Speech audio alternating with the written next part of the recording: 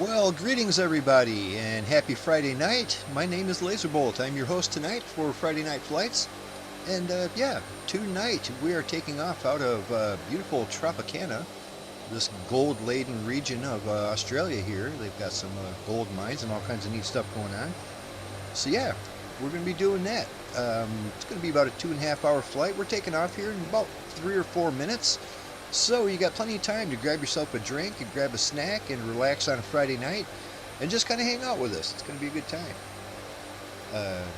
One of the things some people might notice is, look at this. You can see this F-35 here that Kineas is in. I received a very nice, generous donation from Miratech, one of our pilots that flies with us awesome. And I was able to purchase this aircraft, so now we can see it properly. I love that. So yeah, we owe Miratech a big thanks. And yeah, hopefully they'll show up later on and we can see them properly. It's not an airplane I'm likely to fly much myself, but it is a very nice one. I took it out for a little spin. And for a little fighter jet, I enjoyed it quite a bit. I don't usually enjoy it as much as that, but it was pretty nice. At least now we can see it properly, and if Miratech is listening, I can't thank you enough. That's very nice, and I appreciate it a lot. So we're going to be taking off, like I said, in about 3 minutes. We will be climbing tonight, all 3 legs. We're going to climb to 8,000 feet. So that's pretty standard around here. Let's do 8,000 at 260 knots indicated. It should be easy enough to maintain. On our first leg, we're going to take off and turn left to a heading of 241. Count on doing that. Turn left, heading 241 once we get up in the air. And it's Friday night. How's everybody doing tonight? Great. Howdy. Pretty good. Good deal. Let's see, we got a lot of our regulars here and a few more popping in as we're speaking. We got myself, we got Tailhook, we got Kineas, we got Wingnut Bob, and Mia Scully. So, this should be a good time tonight. Anybody who is coming in at this airport, please be aware that these boulders, you can't go through them. They're pretty big obstacles.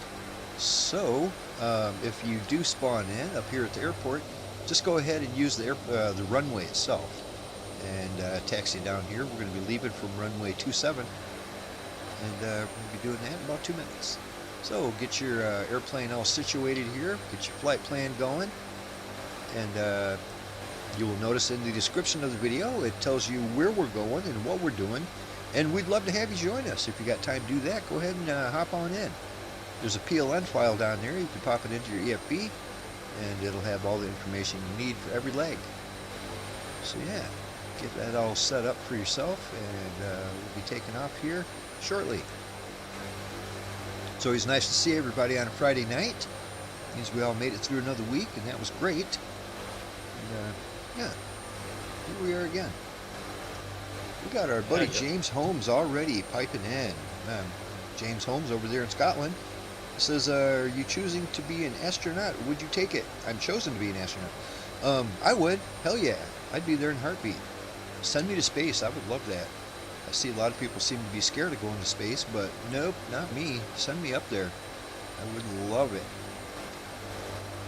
James is always so kind with the super chats and everything like that. Usually it's pretty early in the morning over there in Scotland for him, so he's usually about ready to go to bed about now.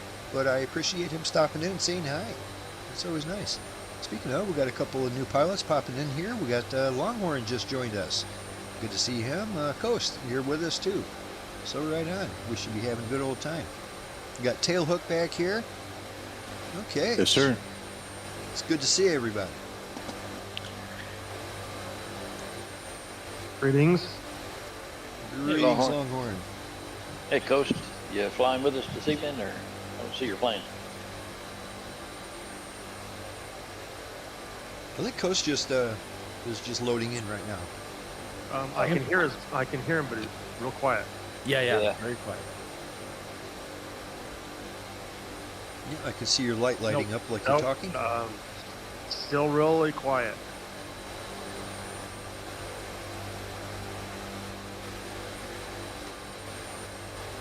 Yeah, there's Longhorn bringing that dirty 30 down here. Love that airplane. That's what I'm in myself. Let me scooch up here just a little bit, get out of Tailhook's way. Yeah, I'm gonna avoid the rocks. Yeah, try to do that. Yeah, I was suggesting to people that if anybody spawned in at this airport to just go ahead and use the runway to back taxi, because those rocks are deadly. They appear to be real, as I found out last Friday. I clipped that out from last Friday because I thought that was pretty funny interaction. I clipped it out and made a little short out of it. That was. Yeah, it was funny.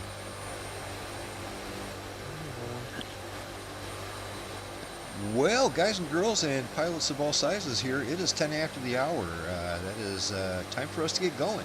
So like I said, we're going to climb to 8,000 feet. Give myself a couple of notches of flaps. Get that taken care of. Climbing up to 8,000 feet, we're going to be maintaining 260 indicated. 260 indicated. Turn left to heading of, what is it, 241? That'll get us right on track here. We got our buddy Captain Hopper hopping in saying happy flight day. Love it. Don't look behind you, Laser. I think I'm being followed. Actually, I think I'm being followed too. Yes. All these hooligan pilots behind us, but everybody seems to know what they're doing pretty well. I love that. So yeah, it is time to go ahead and get this show on the road and in the air. So let's do that. Make sure you got yourself enough flaps. Turn off your parking brake and prepare to climb to 8,000 feet. Lazerbolt is spooling up and rolling. Let's go.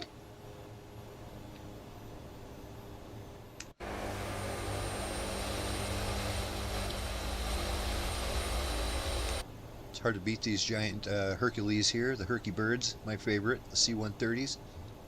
Absolutely majestic aircraft. It's been my favorite for a long time. This Blackbird Simulations one came out a couple months ago, and it is my new favorite. Love it. Fantastic aircraft. It has its quirks. It has a little, every once in a while, does some weird stuff. But generally, it's pretty nice. And I love it. We are on track already. Let's go.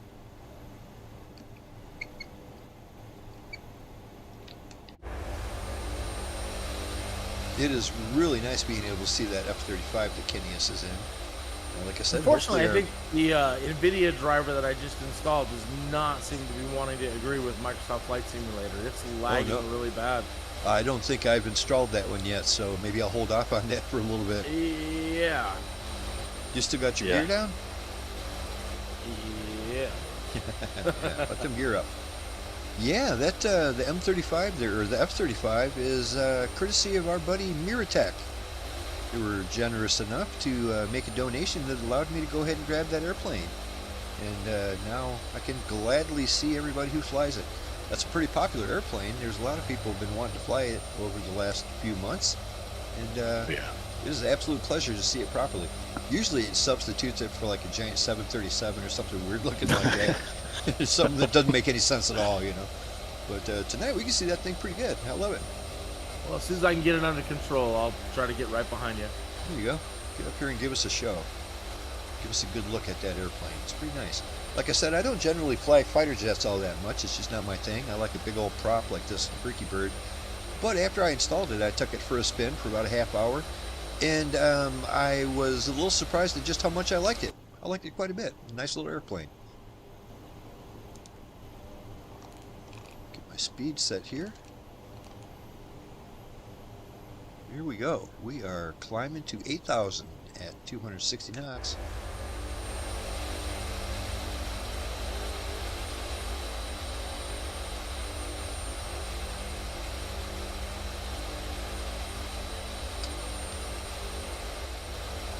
Yeah, you can see the big mining facility over there, can't you?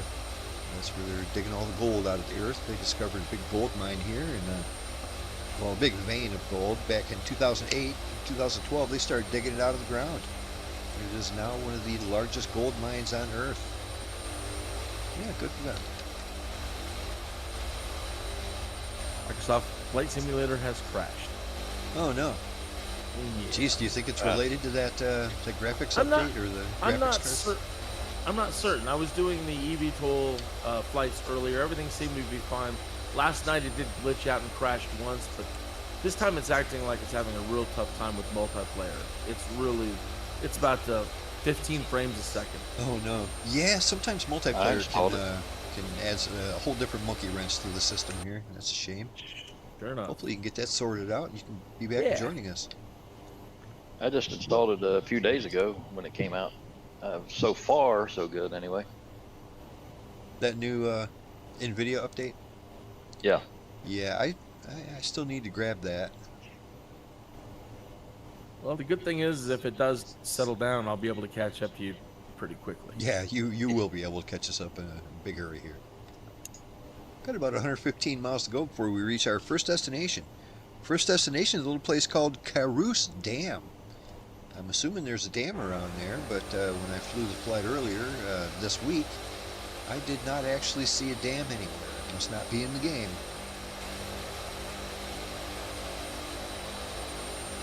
Usually dams look pretty nice in the game. They get them modeled really nicely. Not this time. You can see where there's a dam going to be, or where there is a dam. For instance, like, it looks like the whole place is flooded with hilltops and stuff poking out, making little islands.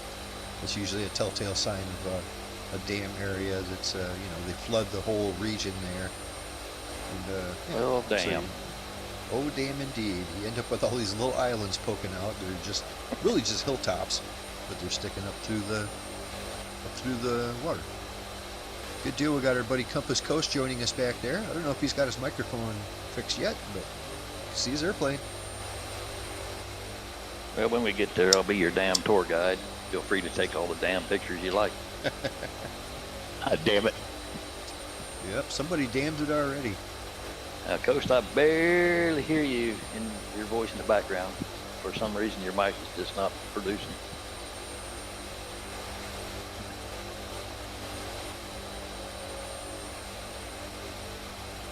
Yeah, I get nothing.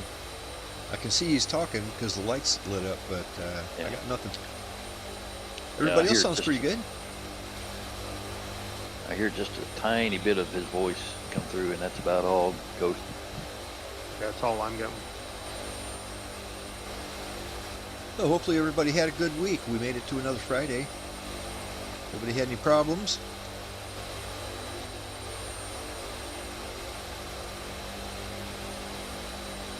Yeah, and, F-18 tonight, Tailhook. Yes. Hey, you know, you talked about the air show there in Columbus. I was watching a little bit of that on YouTube. Did you get to go see it? Yeah, my wife and I went there today, and first time I got to see the snowbirds, which was pretty cool. Cool. But, Good, good. I thought about you when I saw that come on YouTube. And they had it live, so. oh yeah. Oh, very cool. I'm Yeah, gonna definitely have to go back and watch the replay of that. I love that kind of stuff. How was it? Oh, it was a very good show. The only thing is they had some pyrotechniques, and for some reason they set them off, but it's still daylight. So I don't know. Yeah. It's not the same, is it? No, it's a bunch of smoke. That's all you see. And I don't know what they were thinking. But it was a good show. It was a good show. Very cool. You said the Blue Angels were there too, eh? No, the Thunderbirds and the Snowbirds. Okay, excellent. The Canadian birds. Right.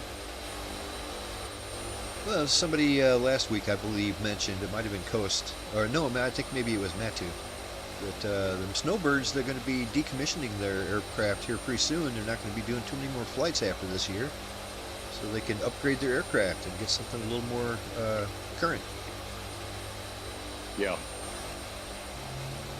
Yeah, that plane they're flying now, I think that's from 1960? Ooh, Wow. okay, that's going back a ways. Yeesh. Yeah. That's older than me. Maybe we should sell them our old F4s. Got a bunch of them, don't we? Oh, I used to love the both the Thunderbirds and Blue Angels when they were in the F4s. I know that was a massive plane to be flying, doing those kind of acrobatics, but yeah, I love that plane. I kind of liked it too. It looked like a flying rock. Yeah. Well, they said it, you know, they put those two big engines on it, and it'd fly anything. What am I seeing here? Oh, Those, okay. Engines are a little overpowered even. Yeah. All right, think looking that real was good it. in that F-35. Say it again. I said you're looking good in that F-35 up here. Thanks, sir. I like that. Yeah, I just got that installed. I was telling everybody that Miritech was generous enough to make a donation last week and allowed me to buy it. So here you go. I can finally see this aircraft like it's supposed to be seen, and that looks pretty nice. It's got a bit of a stealth look to it, doesn't it?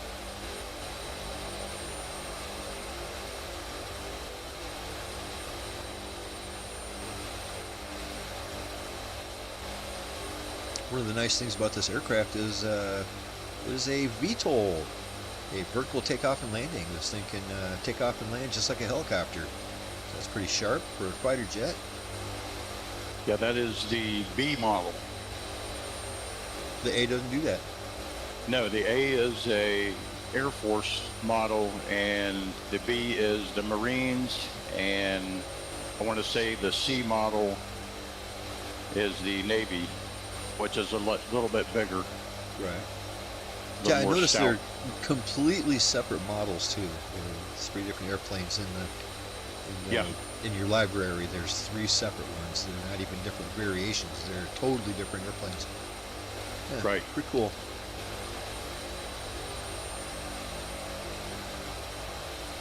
I like the way that Yeah, thing looks. It's steady, isn't it? Yeah. Oh, it's really nice. It's just set it and forget it kind of thing. Beautiful. Yeah, the only other thing at the air show that I didn't like was the $20 nachos. Oh no, they better have been good nachos. Holy cow. Yeah, it was like, well, it was like they just took, you know, the fair sausage, the Italian sausage you get, and Right. crumbled that up and threw that on there, and onions and peppers, and Okay. so At was least they still didn't good. just give us some corn chips and a little thing of melted cheese. Yeah. Yeah, they actually loaded them up a little bit.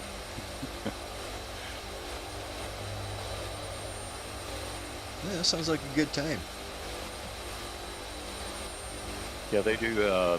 They also have, you know, areas you can pay a little bit more and go, you know, have seating and a table, and that's where we went to. It was called the Mustang something. I kept saying Mustang Ranch, and my wife kept hitting me every time I say that.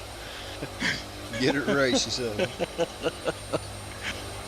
But you know, you got to pay a little bit more for some of the other areas, and they could bring you food and all that kind of stuff. But the area we were in, at least they supplied you with water and that's nice. pop and all that stuff.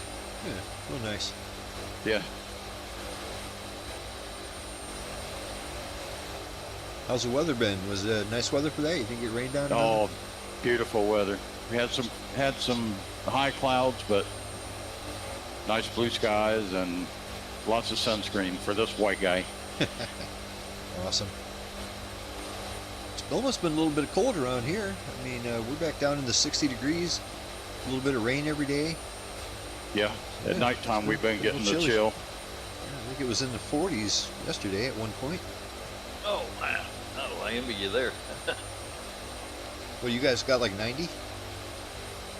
We've been in the upper 80s. It's 80 now. It's dark outside and still 80 degrees. We got Miritech in the check here in the chat.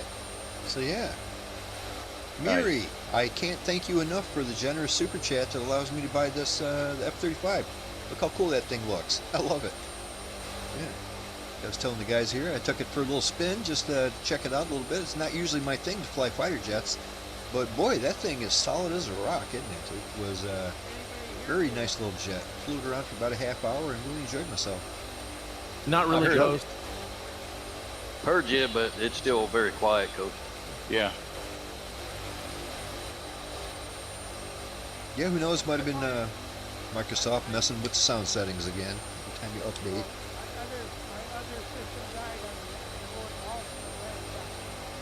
You sound real far away, buddy. Yep. Okay. We see you. We see you in the air, though. Yep. Laser, what is your compass setting? Let's see. Right now, I'm heading 242. Thanks, sir. I'm right on the line. So unfortunately, Miratech says he's not able to join us tonight. Says the wife and him are out for the weekend. But yeah, we'll definitely we'll keep our eyes open for you next week. That's great. Awesome. I can already tell you know how to fly that bird pretty well. Although it usually substitutes you for something gigantic, a big 737 or something. I can tell you're handling it quite well. Yeah, look forward to that. We are only 87 miles out, so let's get a little airport information on our first stop here. We're looking at Yankee Sierra Charlie Delta. It is the Carosue Dam, or the Carosue Dam. Carosue? Something like that. It's a dam. Well, when we get there, let's do runway 24, right? Runway 24 is almost directly straight in. It should be no problem at all. We've got 6,500 feet. That's pretty big. So we've got plenty of runway for us. We've got an elevation of 1,200 feet here, so bear that in mind. It's up there just a little bit. Nothing too crazy, but it's up there a bit. So yeah, we're going to be coming in runway 24. Count on that. 6,500 feet of asphalt. Here in another, 50 miles or so, I'm going to drop her down to about 3,000 feet. 3,000 feet should get us to where we're above the ground, and we can see that airport really nicely as we're coming in. Like I said, it's going to be pretty much straight down the pipe. We're coming right in, right on the money. Let's count on that. I did not see any sign of a dam when I was flying around here the other day, but apparently there's a big dam around here. We'll take their word for it. They built the Keep airport watch, over Rick. it. You can tell the They did? area's all flooded, so you can tell there was something going on there. We got my buddy Kingsport Cal piping in, hopping in the chat. Kingsport, it's good to see you, buddy. I like that guy a lot. He's quite a nice fellow. I see him in other chats and other communities, and yeah, we're a nice fella down there in Kingsport, Tennessee. So bear that in mind. We're about 58 out. When we're roughly 30 out, I'm going to drop down to 3,000 feet. That will get us prepared for that first runway. We've got Kenny is coming up here in that F-35. He's going to join us.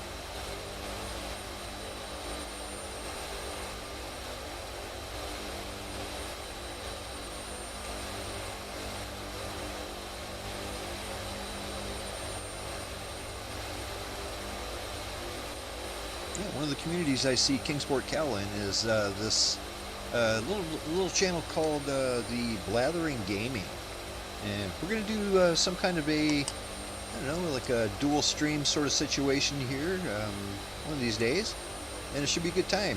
Producer Steve is the guy who runs that over there, and yeah, it should be good. A little bit of gaming, a little bit of getting together. We might do a little flying together, so that'd be fun. We can do that one of these Friday nights, so yeah, keep your eyes peeled for that. Should be a lot of fun. Like those guys over there. Producer Steve is usually on the ball pretty well. He's a good host. Speaking of good hosts, the Blathering Gaming is an offshoot of Ken Knapsack's channel. If you go over there and subscribe to Ken Knapsack, and I think you'll be happy you did. He's got some neat shows. He's got a show 3 times a week called The Blathering, among other things. And it's just a nice little casual chat. It's a lot of fun. They play some games over there and stuff too. Not video games, but more like, you know, it's just Producer Steve is part of that over there too. He comes up with some fun stuff to do for people to call in and answer questions and stuff like that. It's a lot of fun. Go check it out. Go check out Ken Knapsack. I'm going to charge Longhorn for that paint swap I just had there. Did he just scrape you? Scrape me. I was trying to push your door closed. Heck, he was inside my cargo compartment. That's scraping.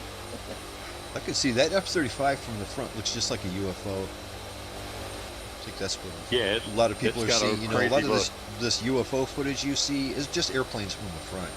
It looks just like that. That's It what looks it is. exactly like that. Now I know. Okay.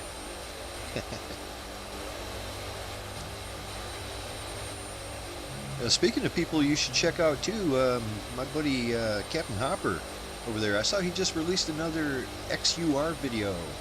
He does a weekly XUR for what's the show? He plays a lot of Destiny 2. So yeah, go over there and check out Captain Hopper's channel. He just released another episode today, and it's a lot of fun. He is full of Destiny knowledge, and he goes through all of the different updates that they got every day and every week, and keeps you apprised of that. And he is your source for Destiny information. Go check out Captain Hopper. Also, I can't leave my buddy Kineas out. Kineas over there, I watch his stream at least 3 or 4 nights a week. He's streaming all the time. Plays all kinds of stuff I like too. Last night I believe he was doing some cargo missions in Flight Simulator.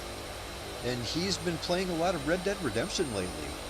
So that Just is a game. finished it up. I can always watch that game. That's great. Especially the story is just fantastic. Yeah, go check out Kineas as well. He's really got going on. Thank you. Yeah, I just finished up Red Dead Redemption 2, and yep, it was amazing. Wasn't that the best story? I mean, it's just, Amazing. I mean, I cried like a little girl. It's a prequel, so I'm really looking forward to Red Dead Redemption #1 now. Right. It's not quite as good, not quite the same, but it's pretty good. You know, it's pretty good. But they really went all out on Red Dead 2, where it's just, it's a masterpiece. They've done a very good job on that. 37 out. So yeah, I am going to get prepared here to drop down to 3,000 feet.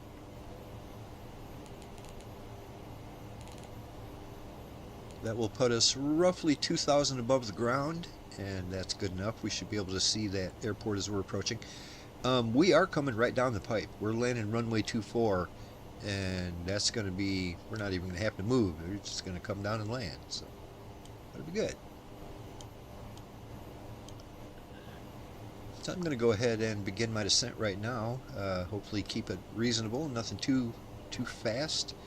And try to descend, I don't know, negative 1,500. That's still a little bit fast for a descent in real life, but nothing too crazy. Let's see what we got. Bring this bird down. Here we go.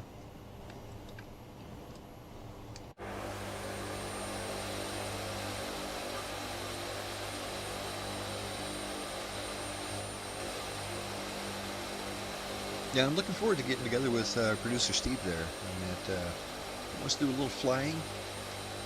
He has a good idea for kind of a fun situation to set up. That yeah, that'll be a good time. Looking forward to that. I'm still wondering about the logistics of it, how we can do a dual stream like that, but it should be a good time. Hello there.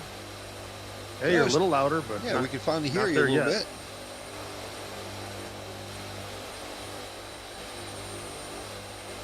Our buddy Kingsport Cal says he doesn't think he could play Red Dead 1 after playing Red Dead 2.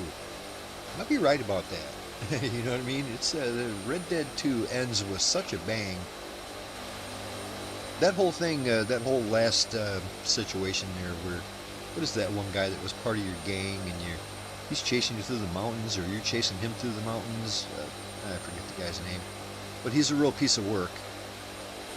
And yeah. Just a great finale to it all. I'm descending through 6,000 for 3,000.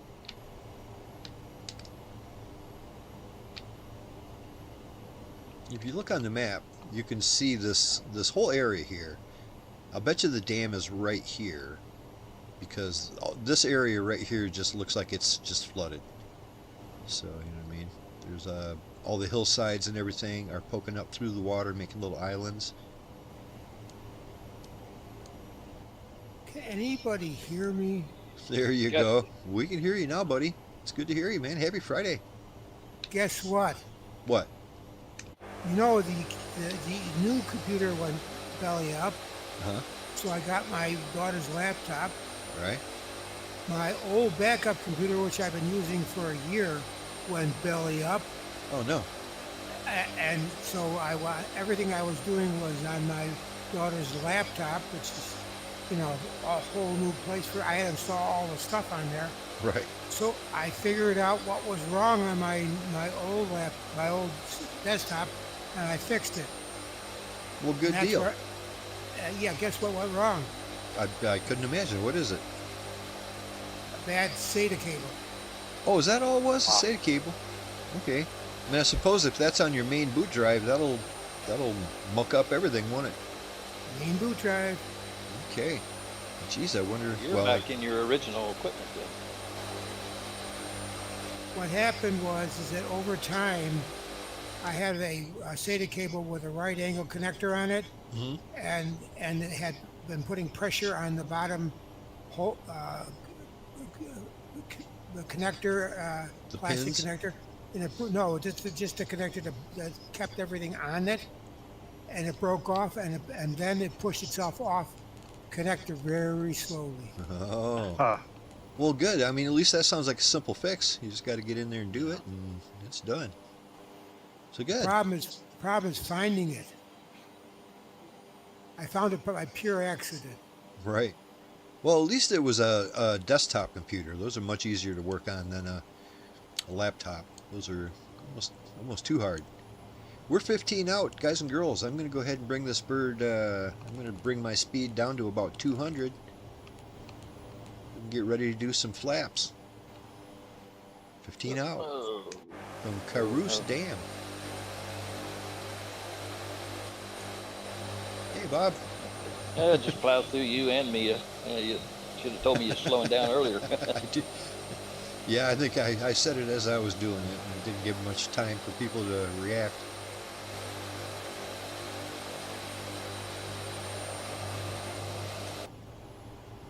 Okay, I am holding 3,000 feet here.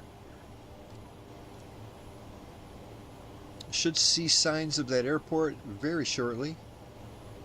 I've got it in sight. It's 12 right in miles front out. of us. Like I said, we're pretty much right down the pipe on this thing. Giving flaps.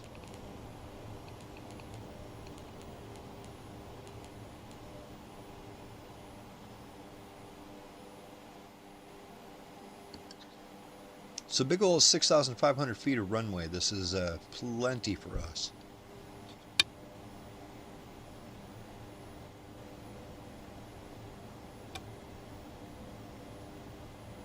Oh, shit. And just in case, I better take a sip of my cocktail here before we land. Standard procedure. Yeah. You see two runways. Have to decide which one's which then, right? Go for the one in the middle. Well, not if there's two of them. Yeah, I got the runway in sight, and we are really looking good up here. All right, I'm about 9 miles out. When I'm 6 out, I'm going to drop to 150 and get myself some gear.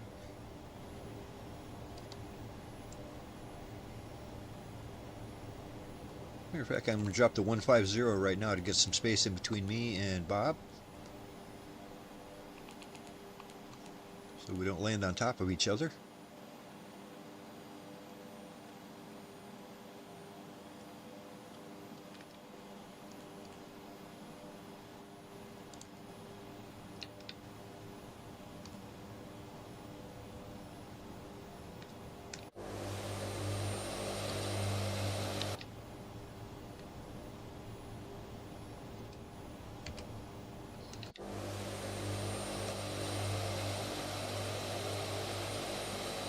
Yeah, this is pretty outbacky around here. This is the big western desert it was. There's a lot of water out here right now, so we're probably not quite in the middle of the desert anymore.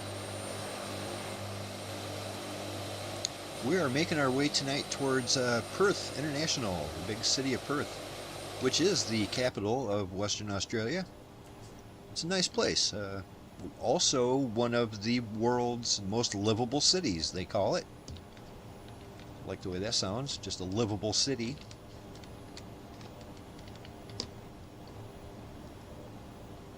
Not sure what they mean by that, but it sounds nice.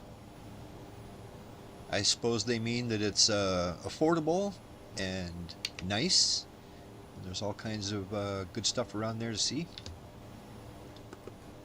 They have lots Brisbane of is also culture. one of those world's most livable cities. So Yes, they've it got is. a few of them at least. Yeah, they say that's pretty nice around there as well. All right, going full gear down. Get this bird on the ground down here.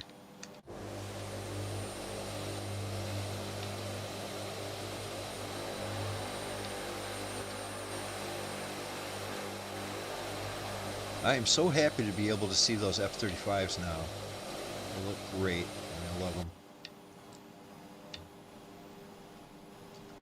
Yeah, Laser, the other day I was thinking about doing the same thing that Veritech was gonna that he did for you there. That's awesome.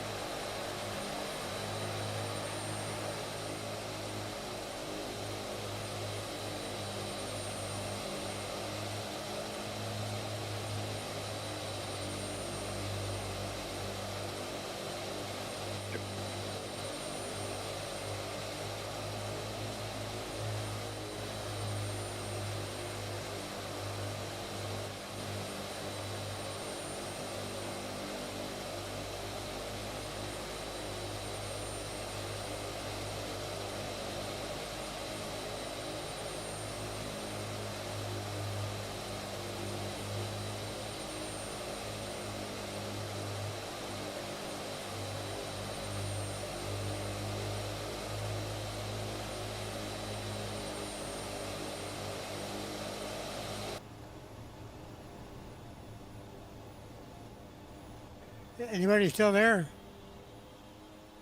Yep, still here, Coast. I hear you. Thank you. See you back there, 25 miles back. I'm at like 300, so I'll be in there soon. Put I'll the pedal to the I'll metal. be hitting the runway at about 295. It's a long runway, but I don't know if it's long enough for that. Hey, when you got as many things going wrong, I have a second monitor hooked up here on the HDMI thing with my EAB on it. It just went out. Come Oh on. man. So I had to pull the HDMI plug to get the EAB back because I didn't know where it was. It was still stuck on the other monitor.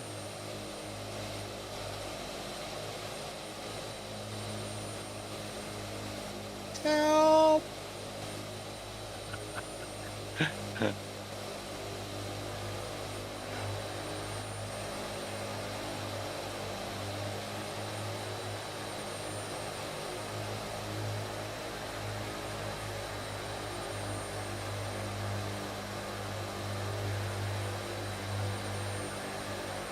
Boy, them 130s kick up the dust, don't they?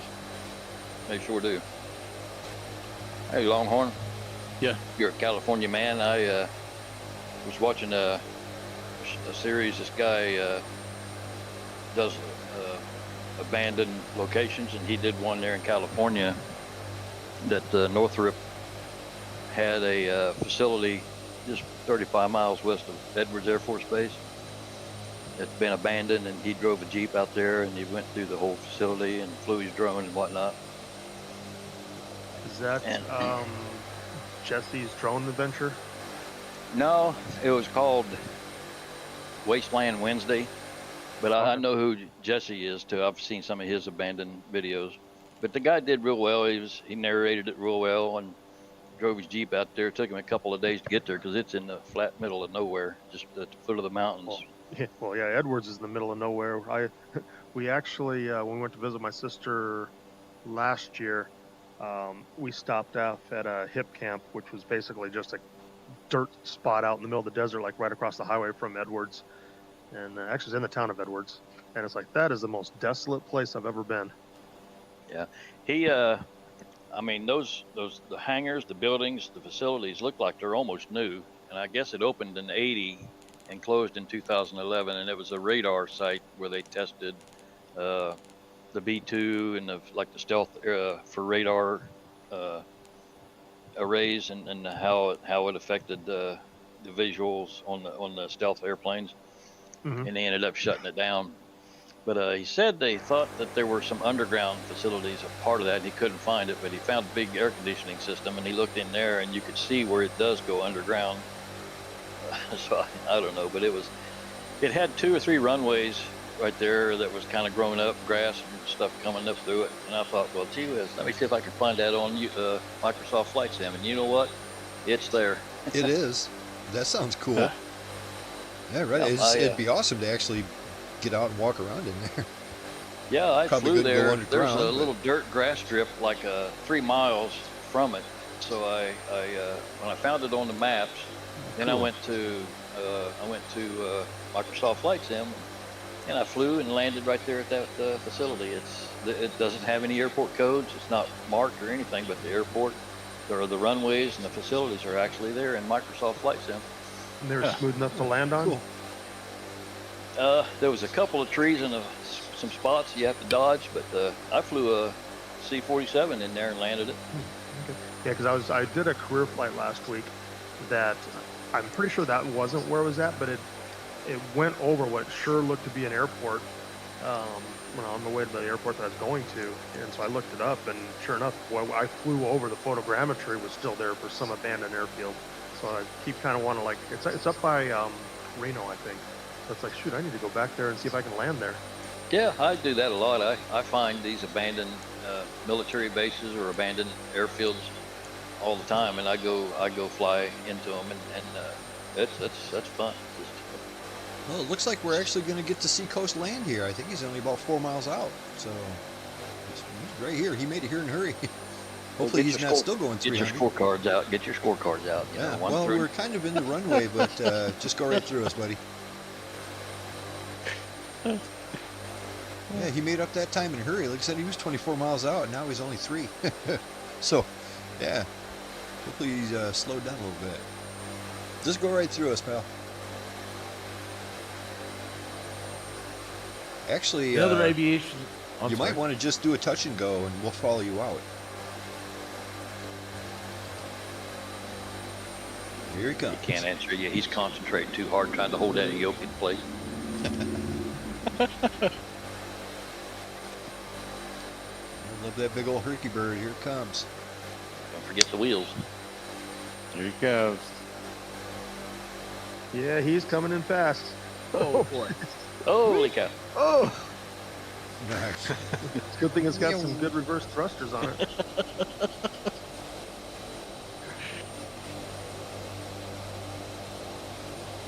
Most excellent. Good job, Coach. Yeah, I'm glad you caught up to us, man. You got here in a hurry.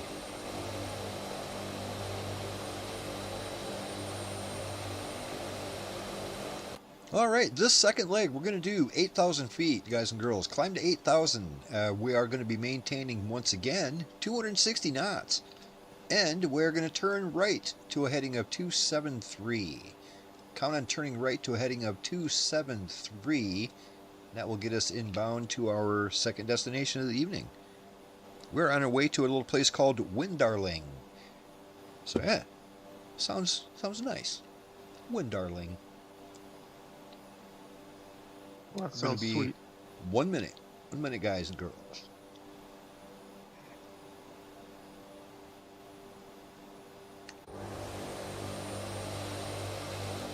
I can't see anybody. Well, you went right over us and through us, and we're down here on runway 24. The direction you landed, we're right at the beginning of it. Did you reset your or check your multiplayer in the box up there in the settings? And make sure you got it set for all players.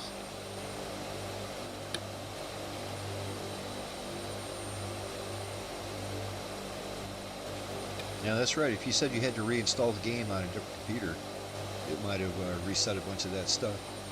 Yeah, I bet it did. Yeah, set it up for live players. Then he wouldn't be seeing us. Right. But I think that's a setting you have to change before you start the flight too. Yep.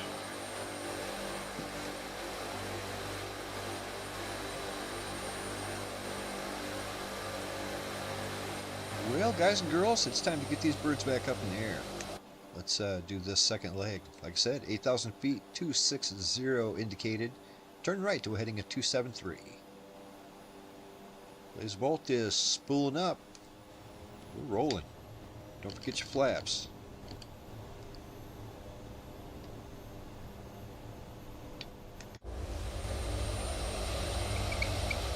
Actually, I think I've got too much flaps.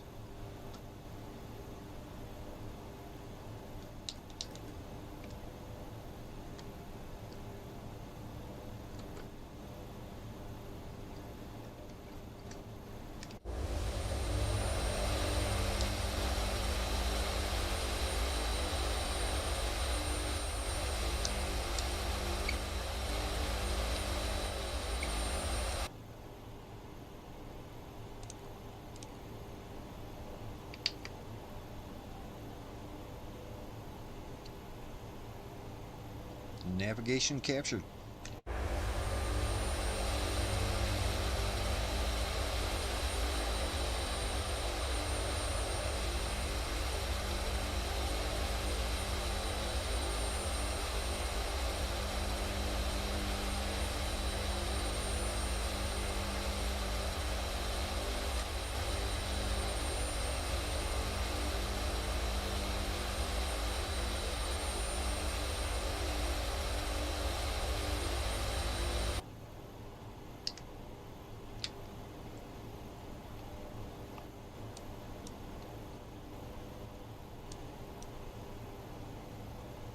Looks like our next airport is also pretty straight in that runway, so it's good.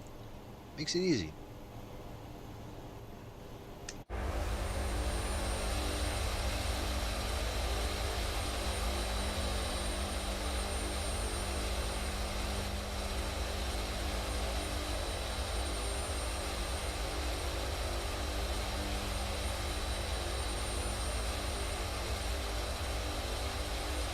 So I finally got around to watching that, what was it called? Beetlejuice, the sequel there. It was okay. It was alright. I mean, I liked it about as much as I thought I would like it, so I was just looking for something to watch, and I thought, I haven't seen that yet, I'll go ahead and watch it. It was alright. I mean, to be honest, I'm not the biggest fan of the original Beetlejuice, so I liked it about as much as the first one. So, it's okay. Would I recommend it? Yeah, sure. If you like that kind of stuff, go ahead. I think it's on Amazon Prime right now, so knock yourself out. It was Beetlejuice? Yeah, it's the sequel to Beetlejuice. They waited like 30 years and made a sequel. And like I said, I know was there never was I was never the biggest fan of the original. I mean, it's okay for an 80s movie. It was all right. I remember seeing it as a kid or a teenager. But yeah, it's okay. It reminds me of that a whole lot. A lot of the scenes are kind of the same scene as they were back then. So, yeah, it's okay. If you like that kind of stuff, well, you're going to like it a lot.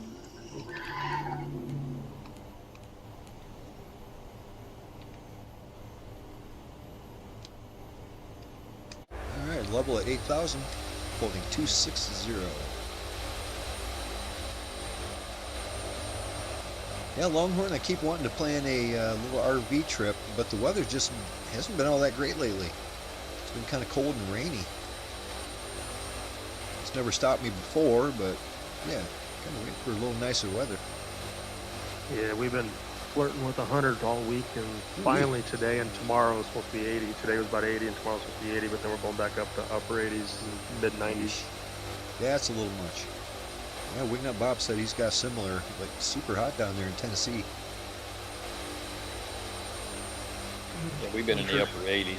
Haven't had 100, thank goodness. But you can keep that right over there where you're at. Yes, keep that there.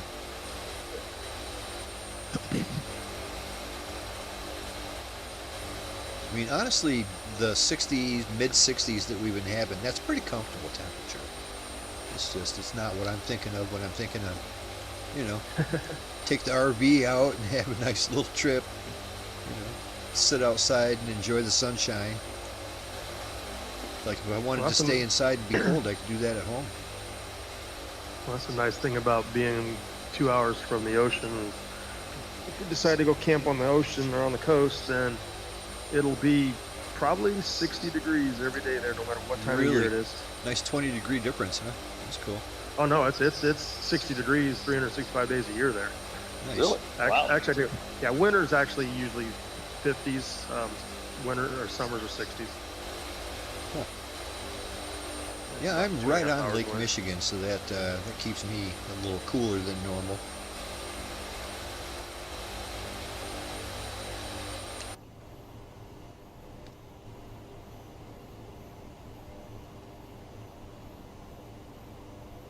All right. Checking out the technical officer today. Who did they give me? Good-looking gentleman here with a white beard, got some sunglasses going on, dressed pretty nice. Right on. This guy looks like a professional. I trust him. Some of these people that they give you, it's like, what is this dude with cargo shorts and holes in his jeans and a gold earring or something? I'd rather have a nice professional back there instead of somebody who looks like me. Mine looks like a lawyer. A lawyer. Well, hopefully you're not going to need him. I got the lunch lady. Do ya? Well, she's got a microwave back there. Have her cook you something. Yeah, the way she looks, it'll be a sardine sandwich. Oh no. Sardine sandwich microwave. That'll make the whole plane smell. Yeah.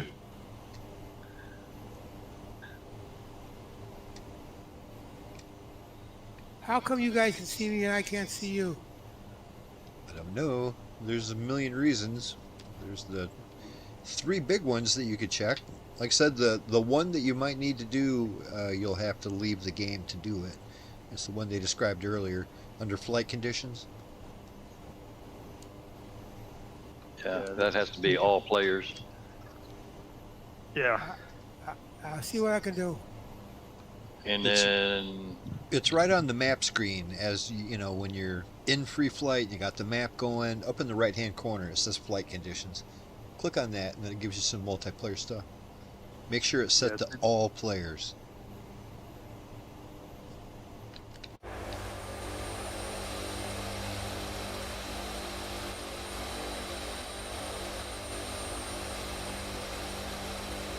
This kind of issue is very common. It happens all the time when people can't There's see each other. also an obscure one down under graphics, all the way at the bottom. It's like character quality, and if that's set to off, then that could cause it too.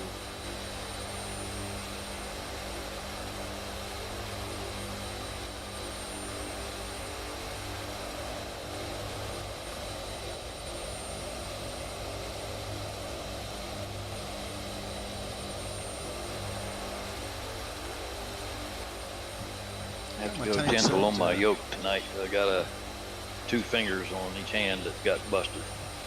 Oh no. Oh, what'd you I do? was trying to pull a dent out of my back bumper using those little steel rods with a little sleeve on it that you slam back. Oh yeah. You got your fingers Well, caught? I got slamming it back about the 3rd or 4th pull, smashed my finger in there, and Oh no. of course went to the house, bleeding across the yard, down the driveway, across the porch, into the house. Had the old lady wrap me with some gauze and tape. Still had to go back out and finish the job, so I said, well, I know, I'll switch hands. Well. Sure enough, I smashed a finger on the other hand too. Oh. Back of the house I went. Jeez. Blood dripping all Buddy, across the what deck. are you doing? Ah. Oh no. So did your wife take the tool away from you? No, she looked me square in the eyes and she said, you know why you having all this bad luck, 'cause you ain't got the Holy Spirit in you. Yeah. Oh, nice. I said, well, I I'll don't know teach about you. that's true. So if that was the case, he'd have taken all my fingers off. But man, that sure did hurt. I ain't got no fingerprints bet. on those 2 fingers anymore. Oh no. Well, at least you can hang on to your stick, hopefully. Yikes. That does sound painful. It hurt a little bit, yeah.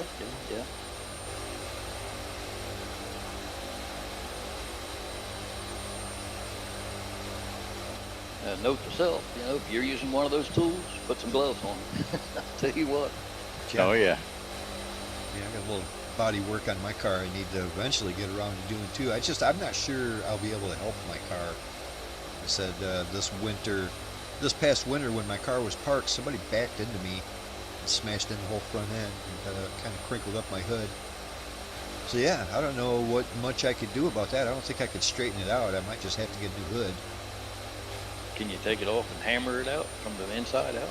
Yeah, probably, but it's just going to look as bad as it does now, but it'll fit Oh. better. I mean, that'll be nice. Right now, it doesn't even fit on there. So yeah, I've already been kind of looking at it. It's like, geez, to get a new hood for it, and it wouldn't even be the right color. And I don't mind painting it myself. I do a lot of painting. I could paint it up to make it match the rest of the car. But an old used hood for that, it's an old Camaro, 2001 T-tops. But an old hood for that is about $500 plus shipping, which is, who knows how much that is? Another 500? They're gonna have to drop it off in a truck, So I don't know. Sounds awful expensive. I can't quite afford that at the moment, but I do want to get it fixed. I hate driving it around like that. I'm sure everybody sees my car and they're like, "Oh, look at this fool! Can't even drive. Smashed up his nice Camaro." It's like, man, I didn't smash it up. Somebody did it for me, I went out You there in get the middle of winter and I cleaned all the snow off of it, and that's when I noticed it. It was covered with snow, and I didn't even see that somebody hit me. As soon as I Oh, cleaned all man. the snow off of it, I was like, "Oh no! Look what somebody did." It was a truck, obviously a big truck backed into me because his tailgate went up over my bumper and hit my hood, and just crinkled it up a little bit. I hate it. You know, let's get you one of those 80s bras for it. Oh, I've got that. I've got that on there already. That's there you why. go. Yeah, since I have a bra on there, I can't tell what color the truck was that hit me.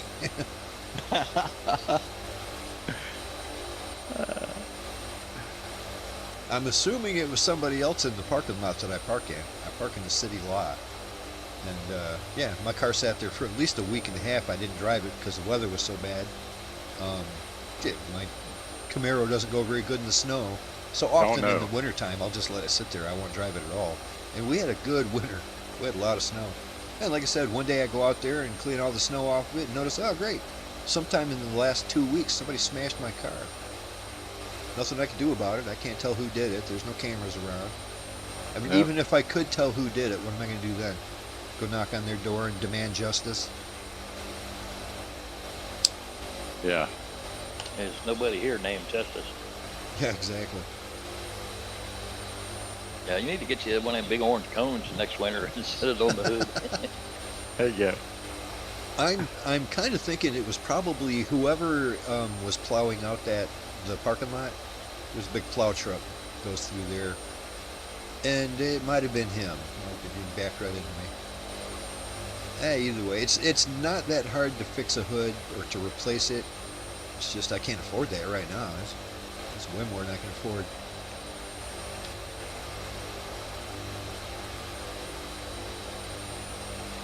And I could kind of bend it around a little bit so it fits better, It'll still look like crap, but at least it'll line up better than it does now. But I don't want to do what Bob did there. I want to keep all my fingers. I'll Oh, ship yeah. you my tool.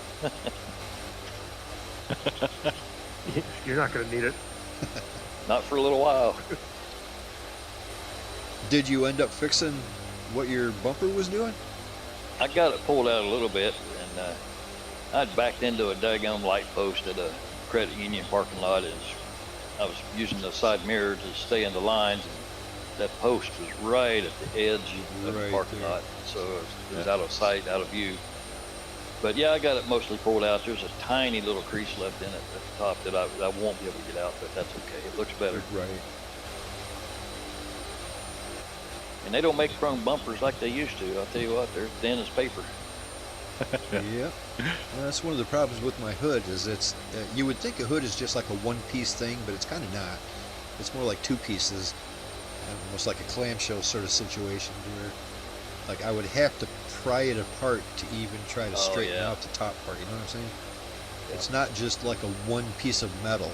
There's a support structure underneath it to keep it from warping. Yeah. And of course that's keeping it nice and bent up too. So, I don't know. I'd be happy if I could just close it properly. Like I said, I feel like a fool driving it around. I got this real nice looking Camaro, T-tops and everything, and everybody's thinking, look at this fool. Can't even drive. Little do they realize I drive like an old man. I'm the most careful driver you've ever seen.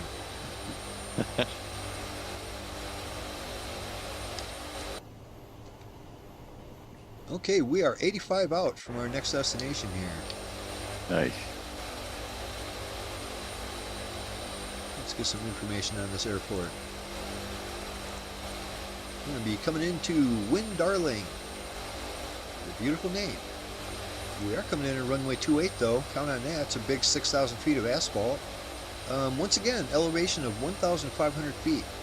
Not a whole lot in elevation, but it's got some. We're going to have to take that into account when we're descending. Eventually, when I'm about 30 miles out, I'm going to descend down to 3,500. I should do it. That'll be about 2,000 feet above ground. Yeah. Count on descending down to 3,500 here in the next, I don't know, 40 miles or so. Count on that, runway 28 at Windarling.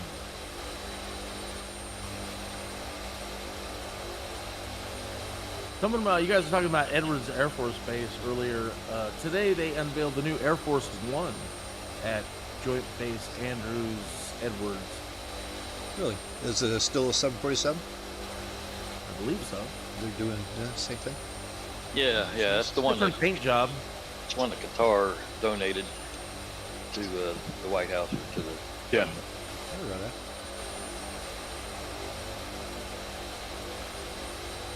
I'm digging how these F-35s look up here. It's great.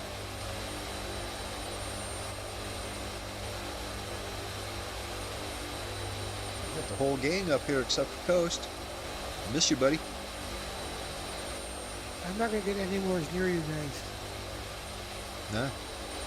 I see you in the air. Are you able to see us our name tags yet, or? Not even close. I'm checking out.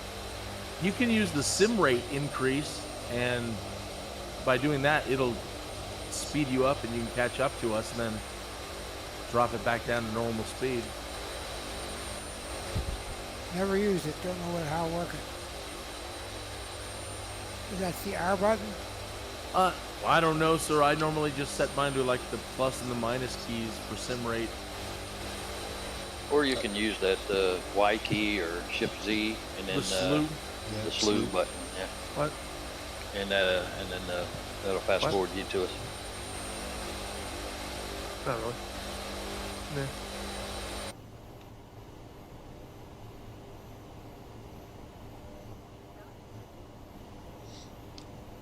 Nah.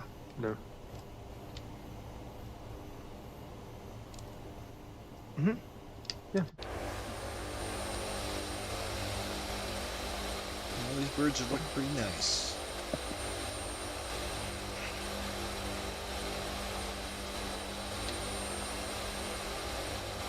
I'm heading just a few degrees to the left over here so we can line up that runway a little better. It can take much to be perfectly in line with it.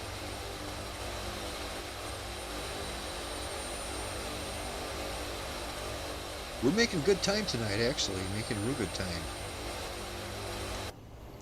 Especially considering this is our penultimate stop for the evening here. When we get to Windarling, we're going to take a 10-minute break. That is tradition. Our second to the last stop of the evening. So yeah, count on taking 10 minutes. It'll be a good time to grab the game and maybe grab a snack, grab a drink, pet the dog. Maybe change the bandages on your fingers or something. I don't know.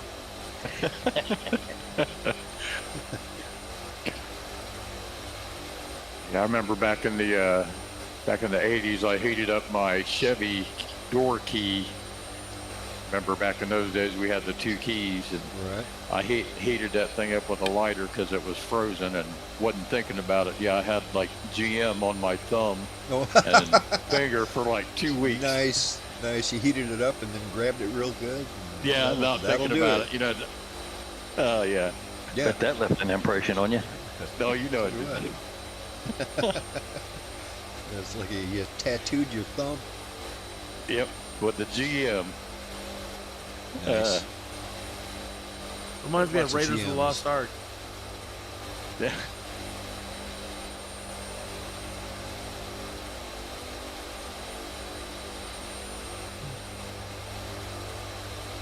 Yeah, for a while there on my Camaro, I was having trouble with the VATS system, the anti-theft system.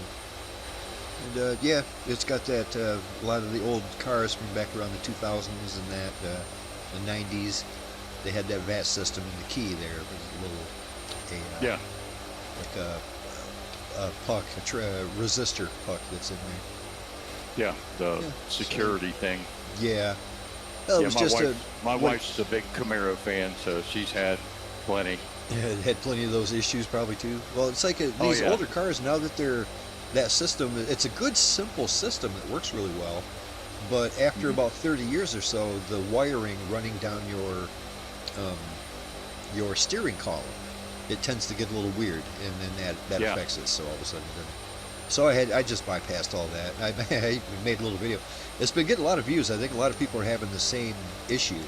I made a simple video showing people how to, you know, how to take the panel off underneath your steering column, and there's that orange and white wire down there, how you can clip it and just kind of trick the security system into thinking that your key is in there. And I gotcha. just put a little resistor right before the computer, and bang, it's worked perfectly ever since. I still need the key to start the car, but it doesn't. Right. But it works every time now. You know what I mean? It doesn't fritz out. It was a simple fix, only took a couple minutes.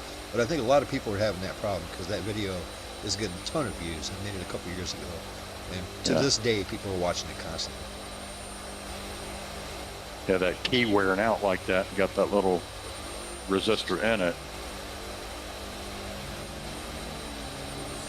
And what's really nice about that system is it's actually a nice system. It works really well.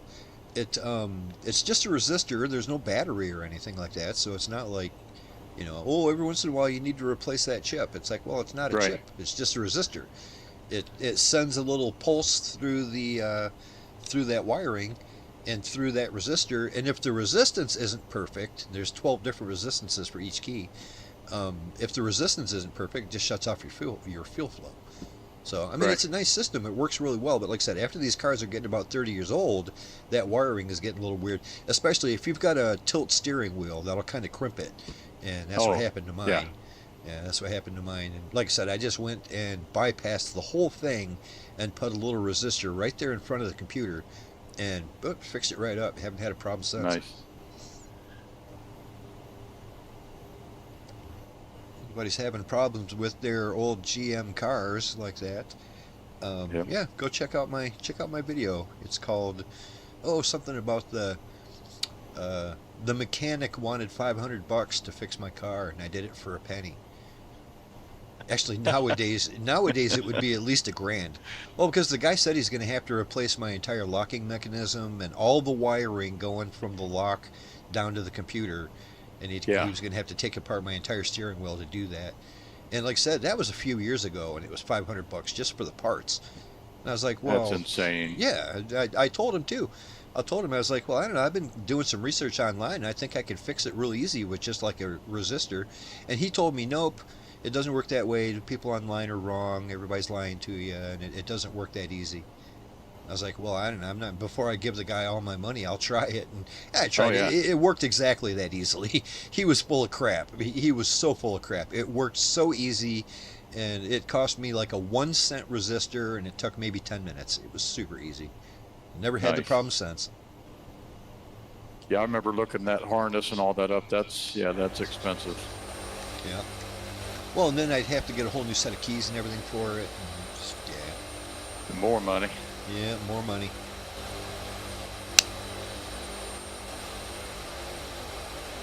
I think Keena's in the he's in the C model. It says Of the B. It F-35. says he's in the F-35B. He's in the B. Okay. Yeah, I'm that's in what it the says. I got you in the A, I believe. Yes. Yep. Yep, F-35A. So the A is not a VTOL, you say, huh?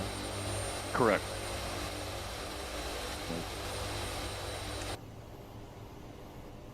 Yeah, it's just a long runway. That's all we need. Yep, that's kind of what we got going on here. It's a 6,000 footer again. We're only 38 out, so let's prepare to drop down to 3,500. That will put us 500. That'll put us 2,000 above the runway. I like to be at least 2,000 as we're approaching. That way you're high up enough where you can see it nicely. So another couple miles, I will drop down to 2,500. 3,500. My apologies. 3,500.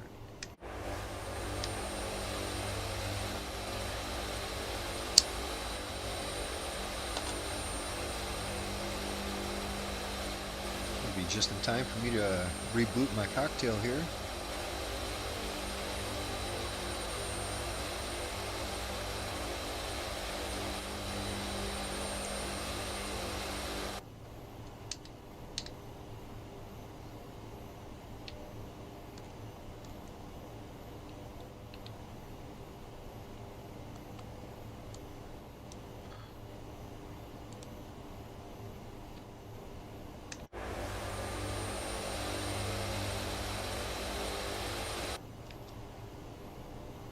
Alright, time to bring this bird down. Dropping her to 3,500. Should get us right on course.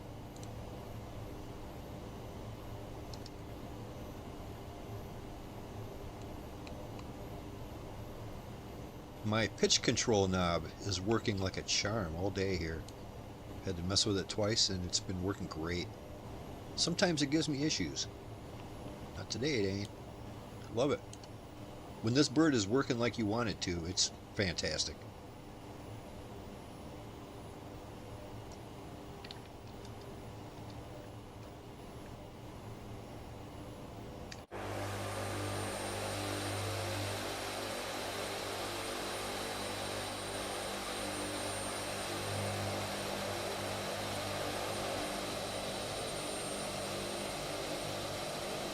Yeah, I've been wanting to go camping so bad, or just take my RV out. I've seriously considered, and I'm not even joking, I've considered, well, it's like maybe I'll just go take a drive to the next town over and spend the night in a Walmart parking lot. just you know, just to take the RV out, just to spend some time in it, you know.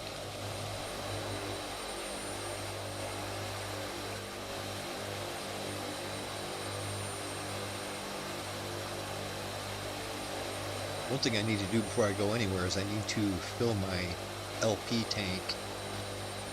It's a little bit low. And the only thing I use it for is, I've got a gas stove in there, but most importantly, my refrigerator runs on gas. So it's always nice to have that run, and it doesn't take hardly any at all. The last time I filled it up was over 2 years ago, and it lasted 2 years with just using the fridge, so it's pretty efficient. But it's getting a little low. I'd hate to be in the middle of a trip and have my fridge give out on me and have all my food go bad.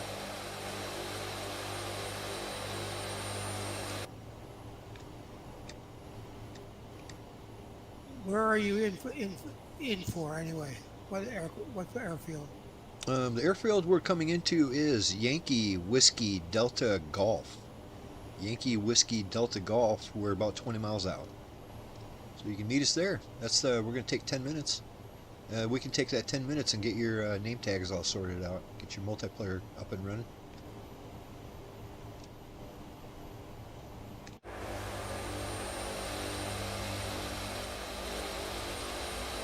Yeah, that F-35 is solid, man. It doesn't squirrel around like a lot of jets do. It's nice and stable. Yeah. I know Unless I'm anytime flying it.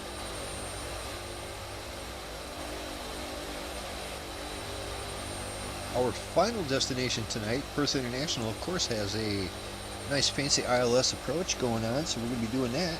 It's always fun. I like the instrument landings.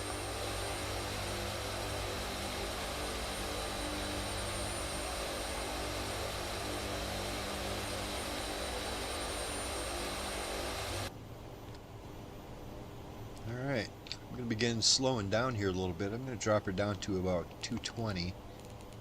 And we're going to keep going from there. We're only 17 out.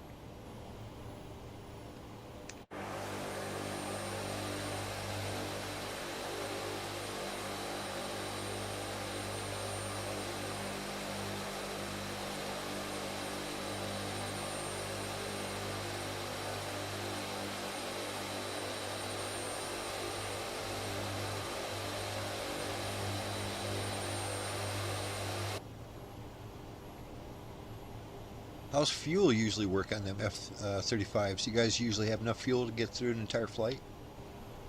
Not using your afterburners too much? Yeah, I'm usually pretty good if I stay off of that. Like the whole flight, I'll probably have to fill it up at this stop. Right on. I still got 25,000 pounds. I started with 35, so we're doing good.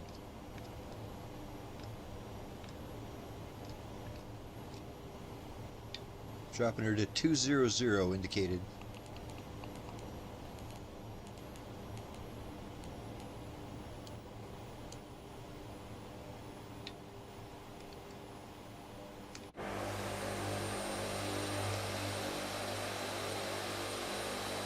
Yeah, that F-35 does have a real stealth look to it. It must, I mean, it might not be technically stealth, but I bet you that design does, it doesn't reflect radar as much as other airplanes. Just Right. kind of has that same profile.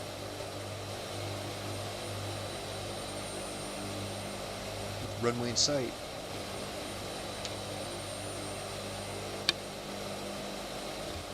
Yeah, I was going to mention, it might be too late now, but I was going to mention that if anybody downloaded the flight plan before Wednesday, and I had it up on Tuesday already, but I changed the flight plan since Wednesday, because our second destination was just like a crap airport.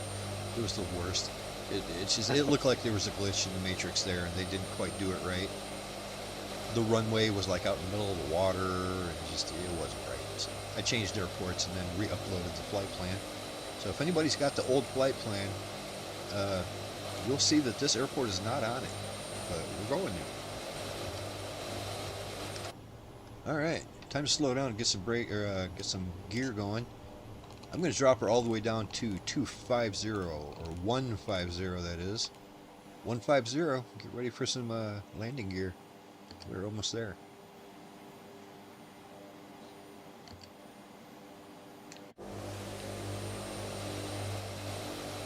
Gear down.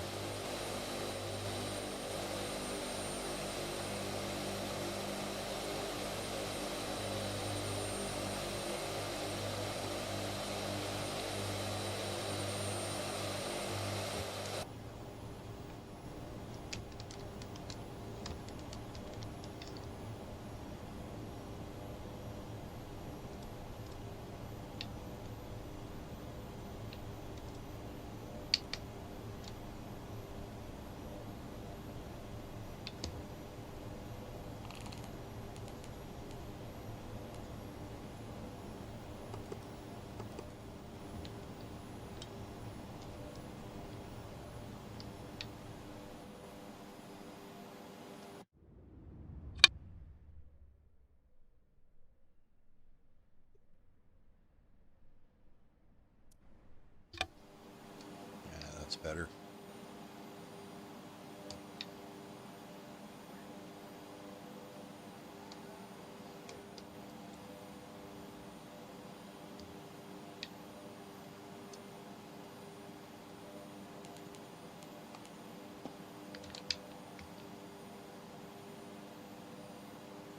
I might be sneaking right underneath you here, Mia.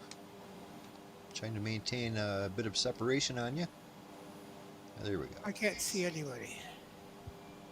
Yeah, we'll get you squared away here. Are you at the airport? Yankee Whiskey Sierra Golf. No, Yankee Whiskey Delta Golf. Delta Golf. Yes. Delta Golf.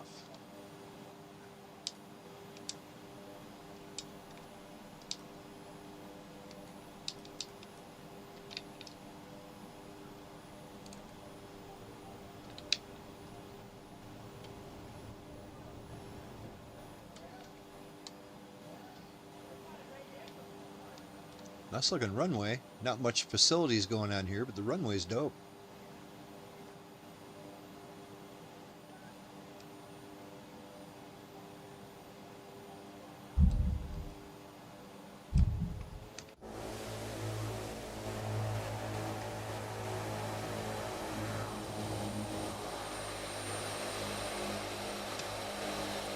And there's not as many giant boulders here as there was at that last place.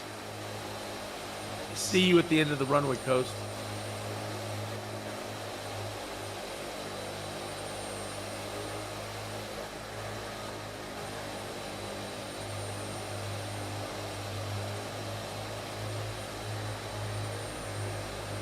Nice landing, Bob. Right on that center line. Looked good. Couldn't see the runway for nothing. They had two of you blowing smoke both directions. Big cloud of dirt obscuring the runway. Yeah, Coast, we got you down there at the end of the runway looking good. Hopefully you could see us. Negative, I can't see anybody.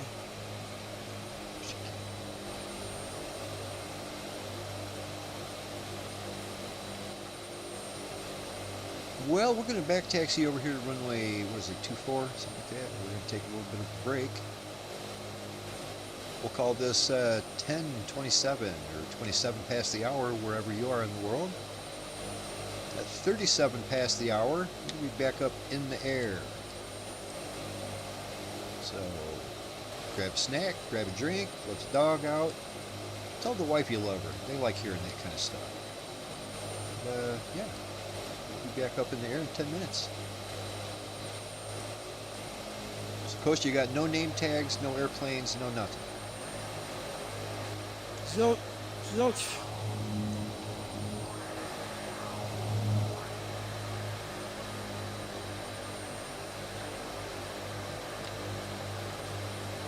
Almost feel like just parking on the runway so we're not kicking up all this dirt. Yeah, probably a good idea. Longhorn, what happened? You ended up in the woods over there. Yeah, I got one of those bandwidth warnings, and sure enough, I had nothing but a flat brown landscape. So, Oh, really? Oh, no. so was trying to turn around, and then I got way out here in the middle of this flat brown. All of a sudden, all my scenery popped in, and I'm stuck in a bunch of trees. Oh. it was nice and empty a little while ago, huh?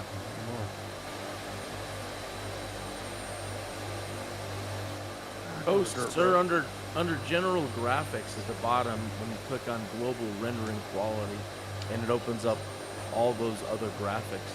If you scroll down to the bottom, it's 1, 2, 3, 4, 5, 6, 7. It's like 10 up from the bottom. It's character quality. And if any of these are set to off, they can also turn off visibility of other players. So you might want to check that one too. What's that under? What's the global heading for that? It's under just general graphics, and then when you scroll to the bottom of graphics,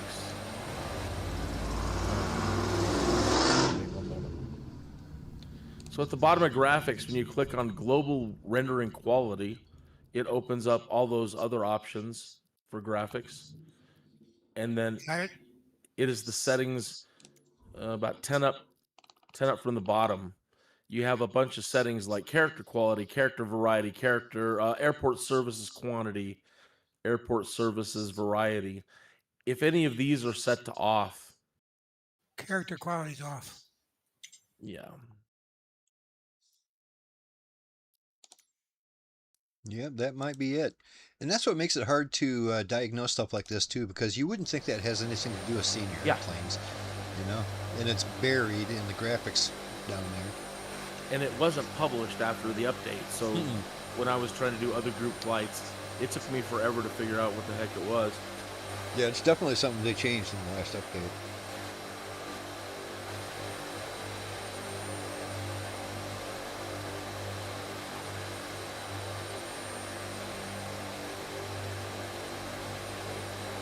Yeah, and Miratech also recommends Still don't see check your anything, air that's traffic fine. quality. Your air traffic quality needs to be set to low or higher. Gotcha. Yeah, any of those can mess you up. I'd set Yeah. them all to mediums or lows, or as long as they're not off.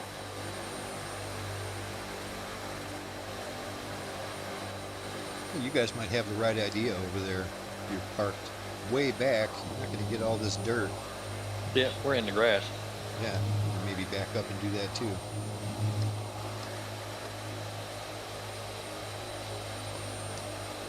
Except I got boulders over here I need to worry about. There you go.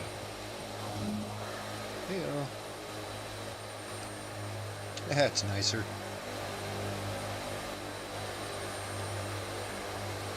All right, I'm going to be right back. I'll check my cocktail here.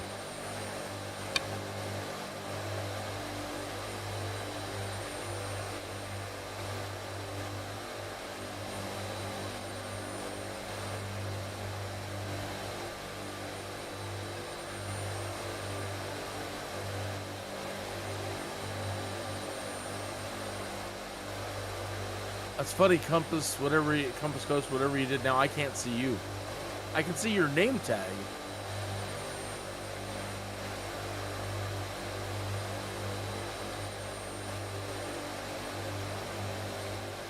Oh, there you are.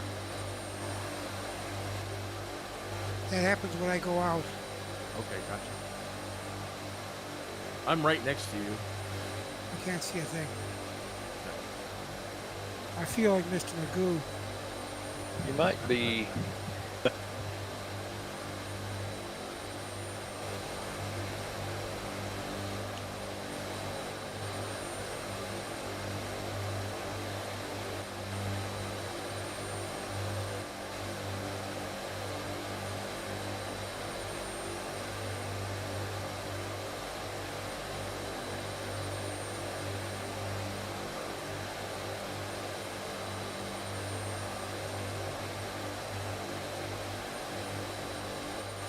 Coach, go back into your general settings under online, you know, like you were going to change your server.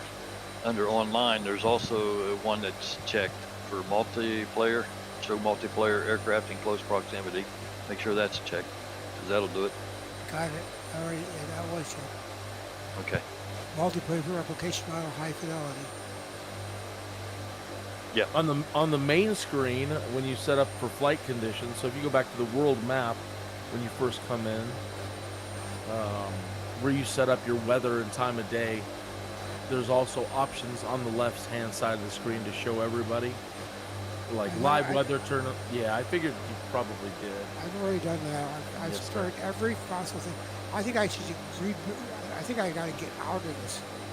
Sometimes, Coach, I would do one more thing, Coach. Try switching servers from East USA to something else and then back to East USA, because that has affected me before.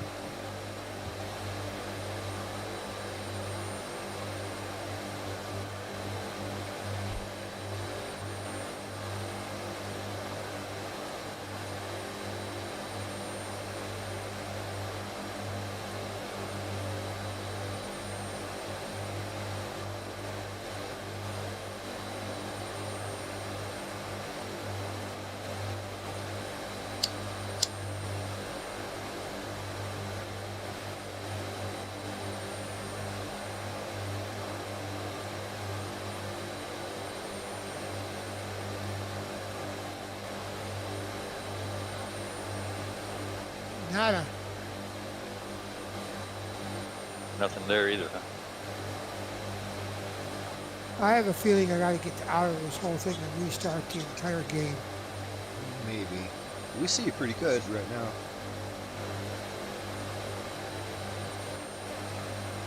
And this is such a common thing. It happens all the freaking time. Somebody's always got issues with seeing people. And like I said, it's hard to diagnose because it's any one of like 5 different things.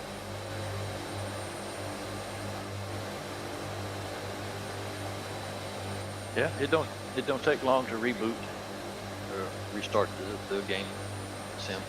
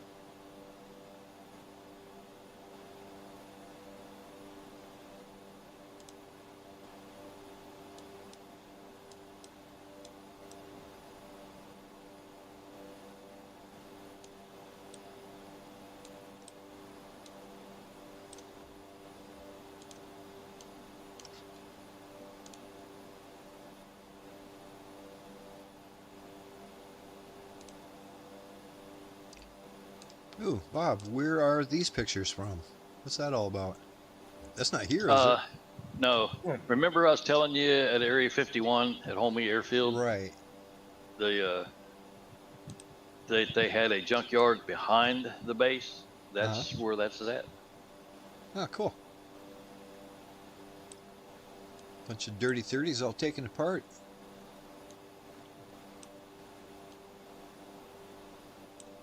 Yeah, that's pretty neat. And then there's Your one little car. where the U-2 pilot was being chewed out by the technician, sitting there in his lawn chair.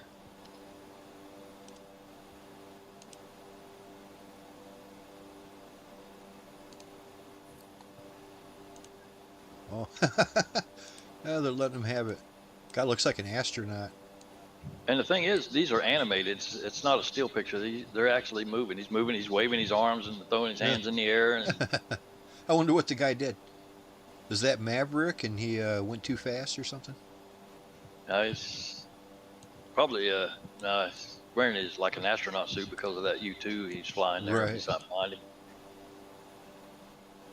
Well, they got the poor guy sitting in this crappy plastic chair. They at least get him a nice chair if you're going to chew him out. And then if you fly a few miles south of Area 51, and I forget the name of that lake, this Papoose Lake, I think, where they claim S4, the secret base, is located just south of Area 51. Right.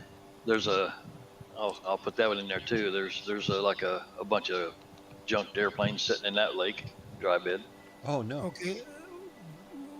Yankee Whiskey, Delta Golf.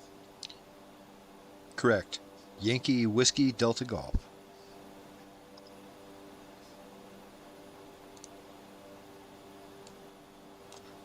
I'm a little behind, but I just found out they are making Top Gun 3.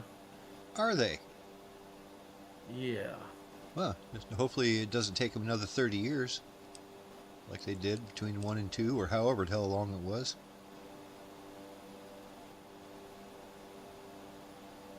Oh yeah, they got helicopters out here and everything that are all crashed in the. It looks like the salt flats or something. I don't know. I guess it's dried lake beds, I think where they consider S4, the secret base there is Papoose Lake, if I'm not mistaken, and Looks like where they would test like rocket cars and stuff. or their flying saucers that they claim is in that area. Right. Well, it is time to get these birds back on the runway here. Let's get ready for this final leg. Awesome. I'm back here, but I can't see anybody. Can you still see me? I can see yeah. it. I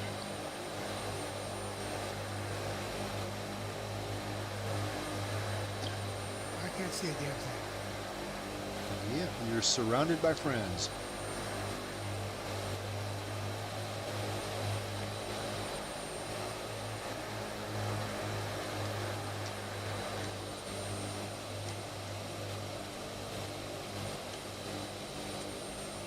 We got to get back on track here, and we'll get these birds out of here in about 3 minutes, guys. So 3 minutes.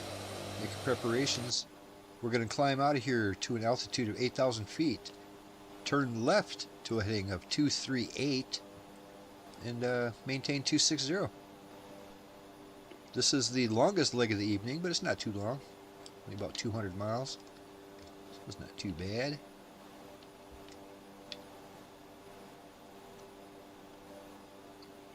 You're talking about Area 51 and UFOs in Flight Simulator X, FSX.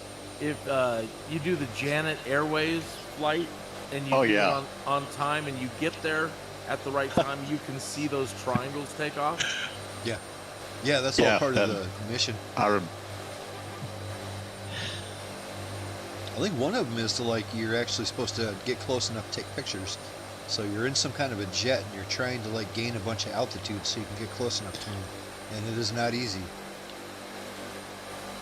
Yeah, I remember that. That was great. Mm-hmm. I was hoping that was one of the missions they would remaster for this. They should. I'd really like to see the new version of the triangle, the Aurora or whatever the hell they were. Yeah, the Dorito. Yeah. The Aurora TR-3B looks exactly like that, pretty much. Yeah. And that the other one that looks like the F-47, but it kind of, I don't know, the canards in the front were a little bit different than what things have been depicted to be, I think.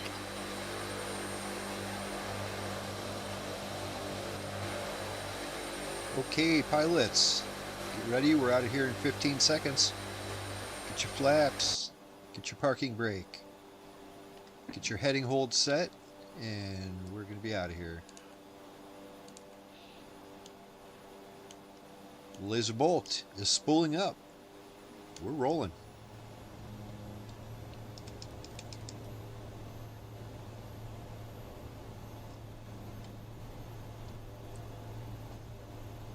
Well, my trim was way off. I lifted off the ground way before my VREFs told me to.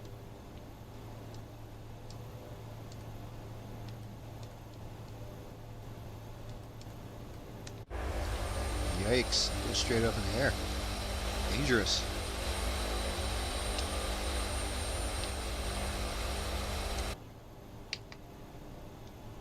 He's bucking.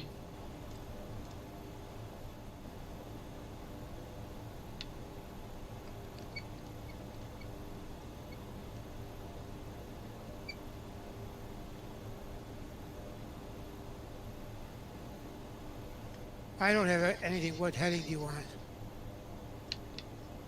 We are 238, heading 238.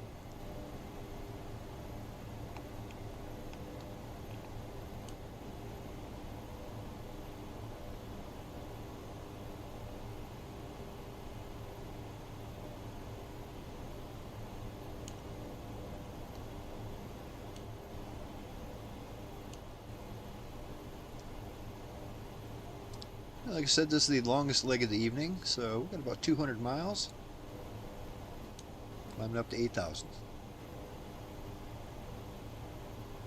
Good news, when we get to Perth, we'll have a nice ILS instrument landing. It'll get us down in beautiful Perth, Australia. Apparently this whole area, including Perth, is built on mining communities. A lot of that going on down in the day. And Perth is one of the places, from what I understand, I read on Wikipedia there, that they, well, everybody knows that Australia was like basically a penal colony. They would send prisoners here and stuff like that. Well, Perth was one of the last places to accept convicts, things like that, because they had so much work that needed to be done, they didn't have any workers.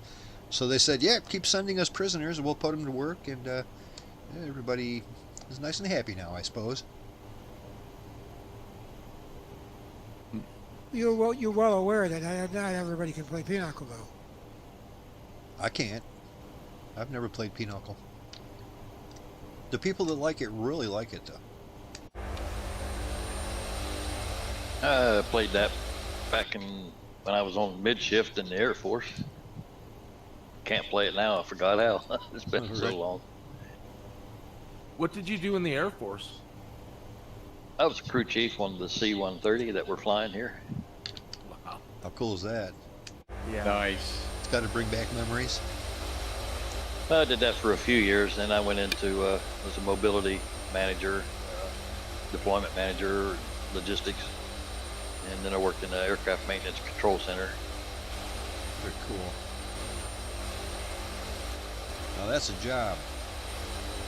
Yeah, that was a stressful job. That's almost like working in air traffic control, except you're dealing with maintenance control. Yeah, I suppose you better be right on it when it comes to maintenance.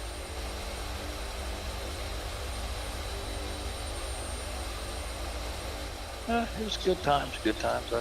I miss it sometimes.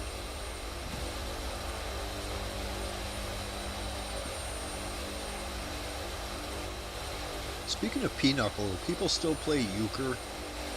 I remember I've back never in the heard day of My mother. that was the thing. People play euchre, man. It's like at lunchtime at work, just everybody be playing euchre. They couldn't get enough of it. Euchre's a lot simpler. Oh yeah, I never really quite got it. I mean, I never understood it never gripped me like other people. I'd rather play Magic the Gathering. I used to play pinochle with other players in my football team when I was a kid, when I was younger. And one of our players turned out, after a while, we all went our way, and then when I next saw him, he was the president of the local bank here. Really? He did himself well.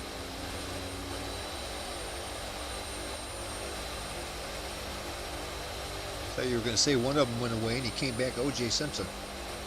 Well, let's put it this way. One was my brother, and one was the kid across the street, and, Yeah. and this guy. That We was all the went guy. We all went to the same high school. Tailhook, I'm not sure, but I think your gear's down.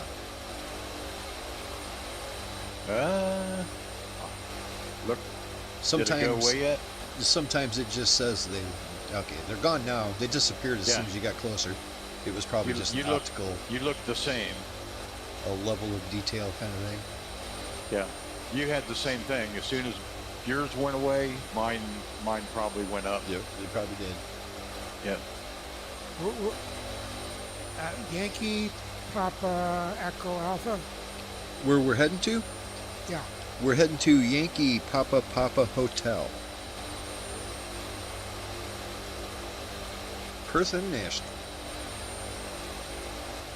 There's actually a lot of cool points of interest around that city too. We're going to check them out on our way out of there next week. We will be going directly over the main part of the main downtown city area. And there's like a cool botanical gardens and stuff like that we can check out. We're going to check that out next week on the way out. Nice place.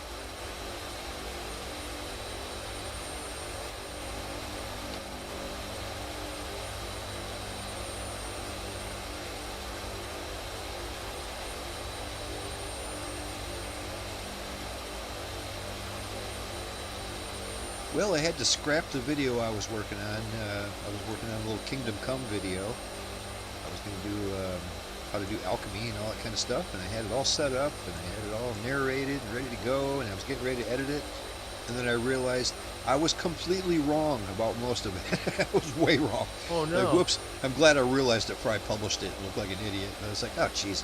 This whole section of it I just had wrong. I didn't realize how it was intended to go. The way I was doing it, I was making tons of money, but I was doing it way harder than you're supposed to. I didn't realize that there was easier ways to do it. And then once I realized there's easier ways to do it, I was like, well, my whole video is moot now. Might as well not even finish it, you know? So I scrapped it. It always sucks to scrap a project you're halfway through, but it's better than putting out bad information. Where are you at in the game? Not too far. Let's see here. I'm in the main quest. I'm trying to track down. There was a big murder in the town of Neuhoff. They attacked a horse ranch and they murdered a bunch of people, and I'm trying to figure out who it was that murdered them. And I'm kind of in the middle of tracking down the second or third guy. There was a redhead dude. I found him, and there was a stinky dude. I found the stinky dude. And now I'm trying to find the stinky dude's friend. The stinky dude's friend is supposed to have information about where the bad guy's base camp is. And when I find that, I'm going to go and crack some skulls. Nice. What? Well, I bet. That's what I was telling your mom. That's what I told Mom. I said, I bet he's got to be getting cold. Oh, that's even colder. Yeah. Downtown's warmer than that. All right. Yeah. Yeah, as far as the game goes, I think I've got a long ways to go. I mean, I really haven't done that much on the main missions. I've got a long ways to go. But it's getting far enough to where my guy's getting powerful, and I've done a bunch of side missions, and I got a bunch of money. And yeah, got a good start to the game. It's Kingdom Come Deliverance, that is. As soon as I'm finished with that, I'm going to go ahead and get Kingdom Come Deliverance 2. Also looks awesome.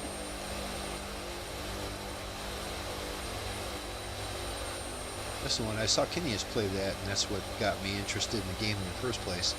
And then I saw Part 1 was on sale for $6, and I thought, well, that is a bargain. I got to get that. I'm glad I did. It's great. I can't wait till you run into this, a priest character. Right. I run into a couple of them, and I keep thinking, well, this is going to be the guy. But not yet. I think his name is Goodwin. Or Godwin. Yeah, I talked to one of the priest dudes just yesterday, and he's the one that led me to find the stinky dude. Told me that the smelly guy lives in a cave somewhere, and blah, blah, blah. Yeah, then found him.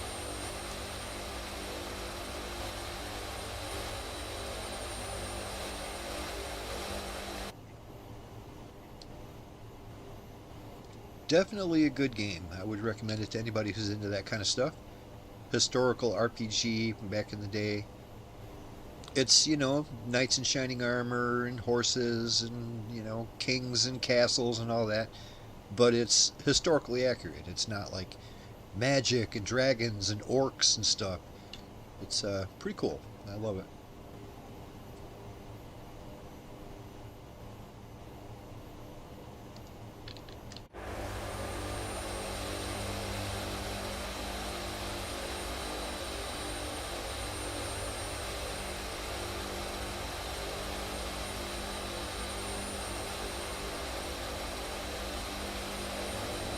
of early evening going on here, and the sun should be going down for too long. We have some beautiful evening colors by the time we reach Perth.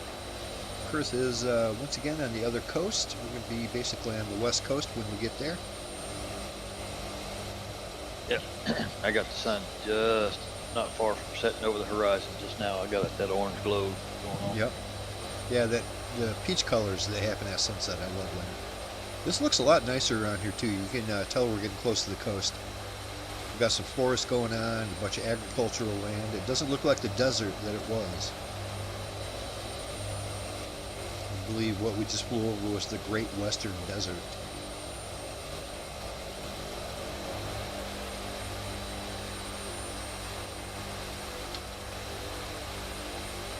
I still haven't seen any kangaroos. We've been in Australia for a while. You'd think you'd see a few. I've seen them in the past, but not this time.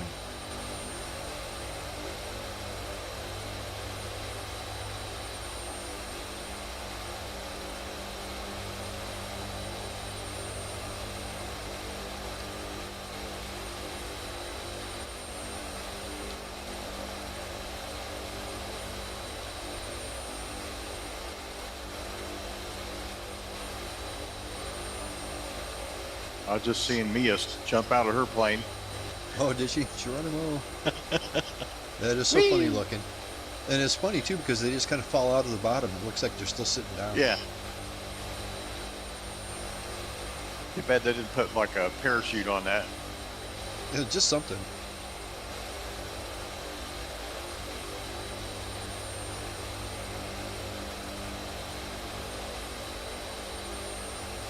Yeah, they had the Golden Knights here today to open the air show.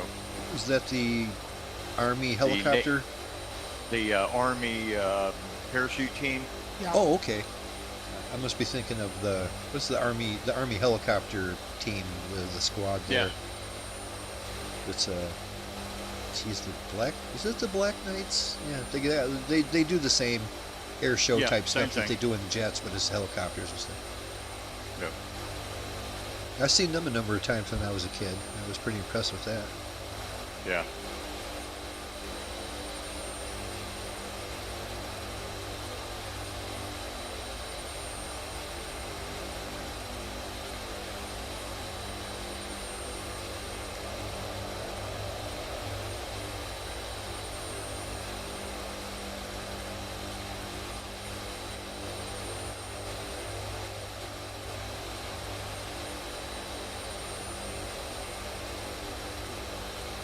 Yeah, them F-35s, they look awesome. Yep, makes a difference, doesn't it? Yeah, it is. I mean, I knew it was a nice bird too. There's so many people that want to fly it. I figured it's got to be high quality. And it is. Like I said, I took it for a spin myself, and I was impressed. Even though I don't typically like jets, I was impressed. I flew it around longer than I expected to, because I was just enjoying it. Like taking Dad's car out. Yeah. It's like, hey, this ain't that bad.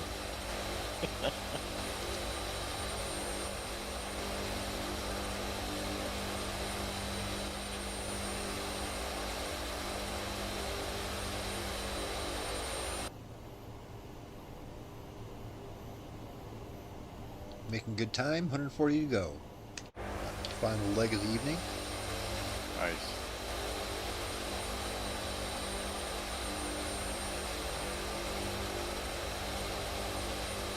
I'm seeing quite a haze. Is that because I have live weather on?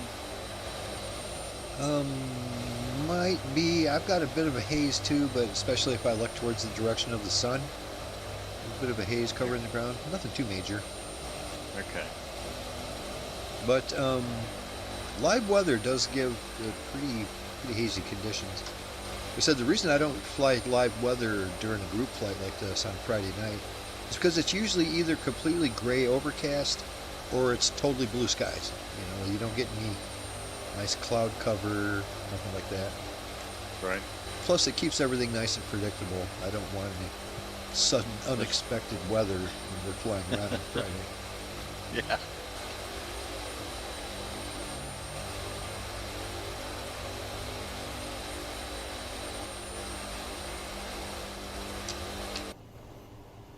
getting tired of everything breaking.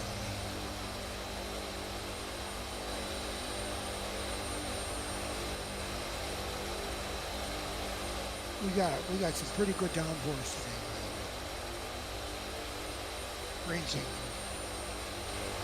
Been raining over there in Buffalo, huh, Coast? Oh yeah, came right off. Yeah, been raining Came right here off. too. Well- A little bit every day. You know, it's like for 80% of the day, it's absolutely beautiful. And then it rains like cats and dogs for an hour. Yeah, where I sit is like 20 miles up to Lake Ontario and 6 miles west to Lake Erie. Right on. I'm guessing it's been nice and cool for you guys too. We haven't even broke 70 degrees. Maybe one day we broke 70 degrees.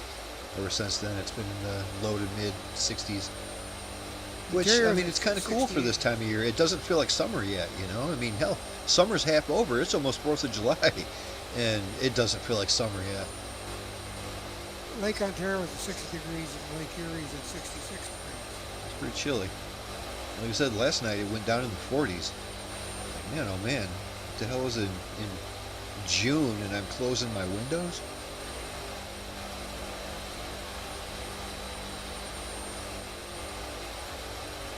When you get cold weather, do you get ice storms because of all that water?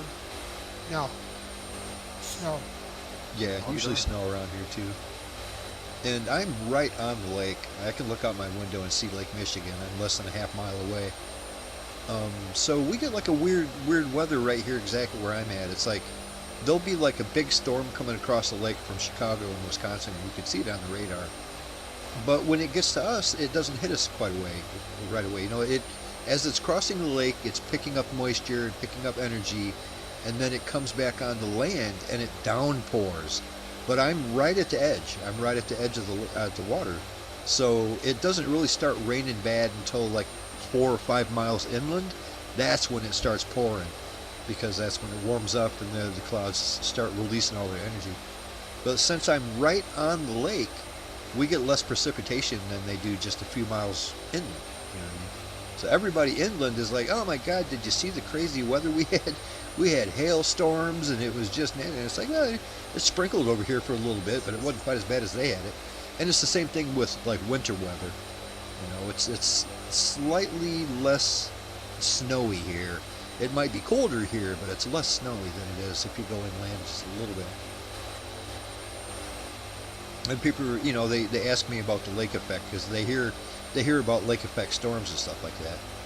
And I am so close to the lake, it goes right over me. And it hits everybody just a few miles inland. That's the lake effect weather. It really gets nasty.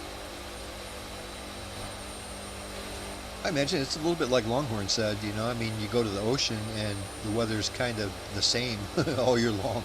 You know, it's a little bit cooler and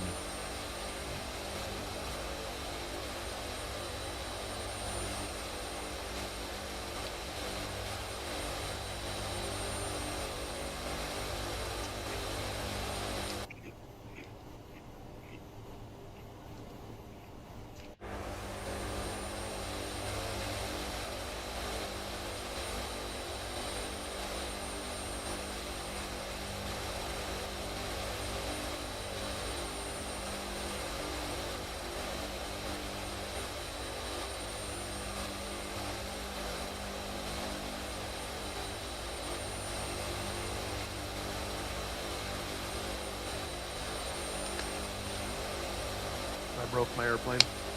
oh no, what'd you do? The autopilot's just not working. Oh, that old ball of wax again. Yep. Where you turn it on and it immediately clicks itself off. Well, that, and it started off with just the pitch. As soon as I tried to engage the autopilot, the pitch shot me straight to the ground. So I've already had to like slew off the ground about 6 times. Oh no. Just I'll get like, It reminds me of a frog jumping.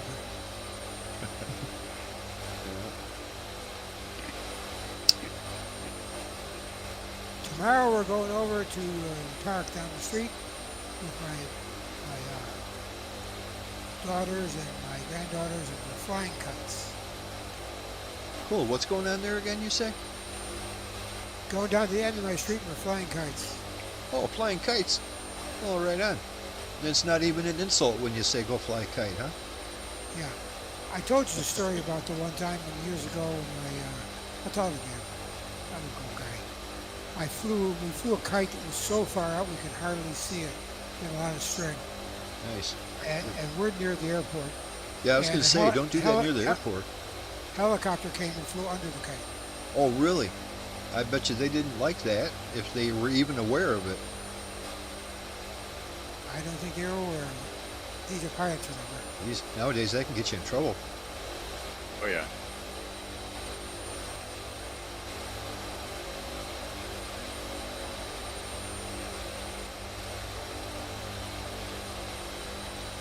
Well, this was at least 35 years ago.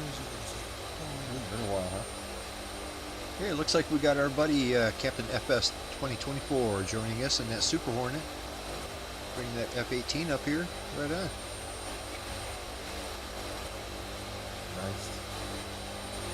Hey, look, yes, I also find that it's a love-hate relationship with the F-35 autopilot. Yes. Is it kind of finicky? Yes, sir. In the worst way. Sometimes it'll keep you on track, and sometimes it doesn't. It just won't. Does its own thing. Yeah. Yeah.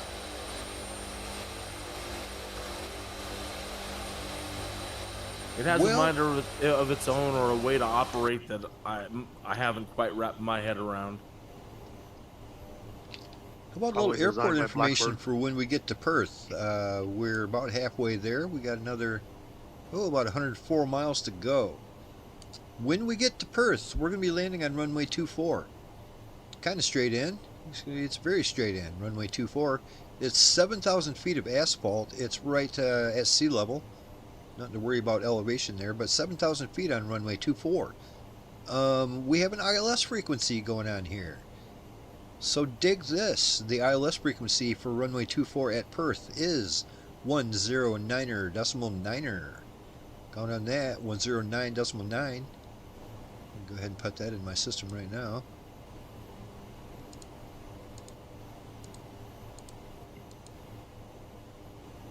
Yeah, 109.9. The heading for that runway is a perfect 240 degrees. There's no deviation at all. It's 240 magnetic. Count on that, 240 magnetic for runway 24 when we get to Perth.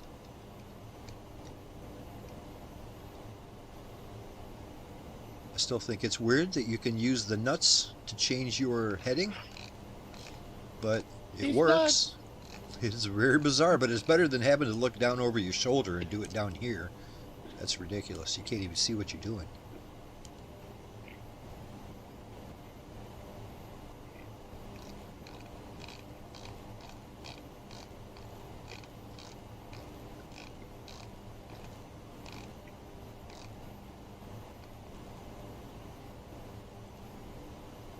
Two 240.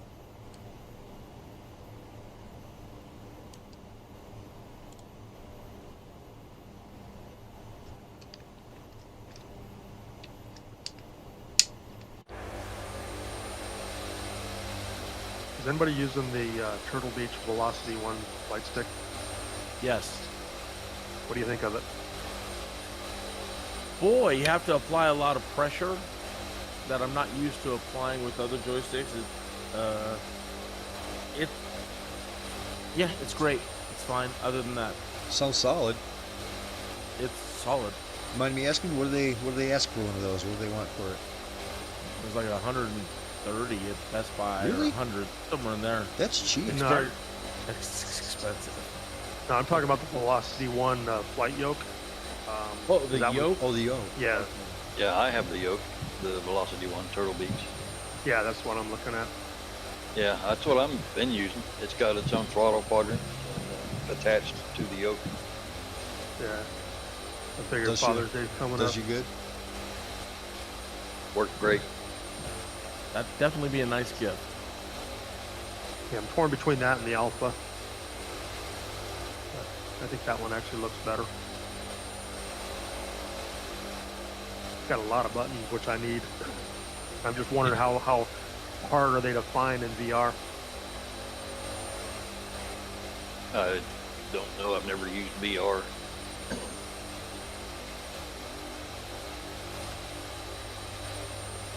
Is your headset capable of augmented reality, AR? Like, does it have external cameras? Yeah. Okay, because there's, well, once again, I made a video about using augmented reality in Flight Sim.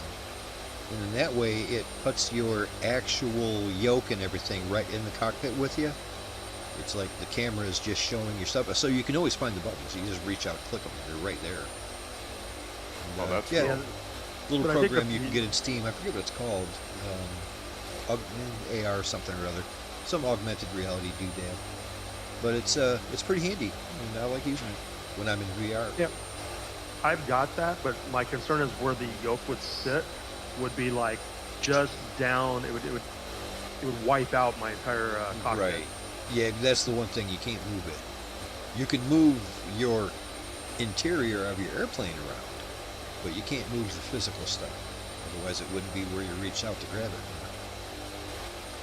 But sometimes it works out just great. You know, sometimes it blends right in with the cockpit you're using. Well, especially since I've got the Logitech switch panel, the autopilot panel, and the radio stack, and that pretty much replaces all the instruments inside the aircraft anyway, so you don't really need to see them.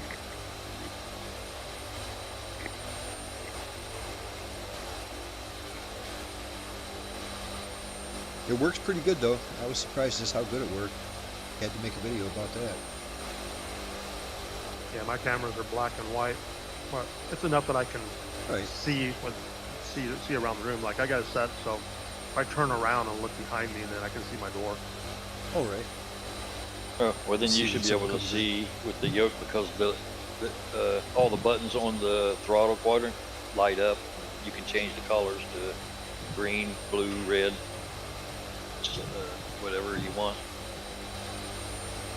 Yeah, but I'm just thinking if I was to put it in that, where the yoke would sit would be like in the C-130 would be like right in front of all my gauges.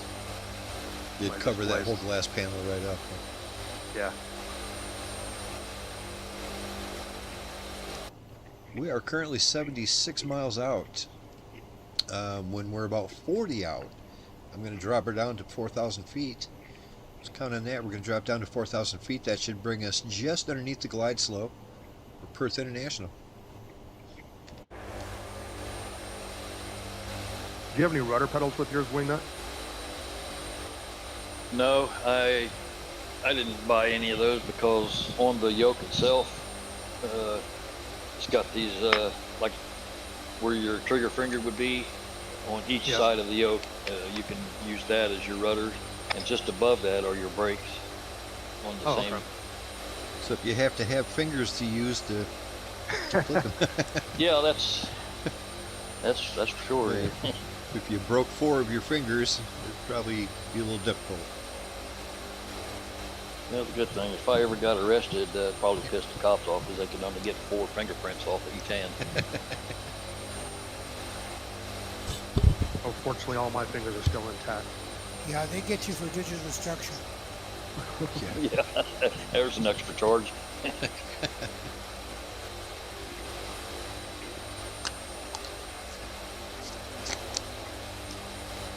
gotta say, I do like the looks of that F-18 too.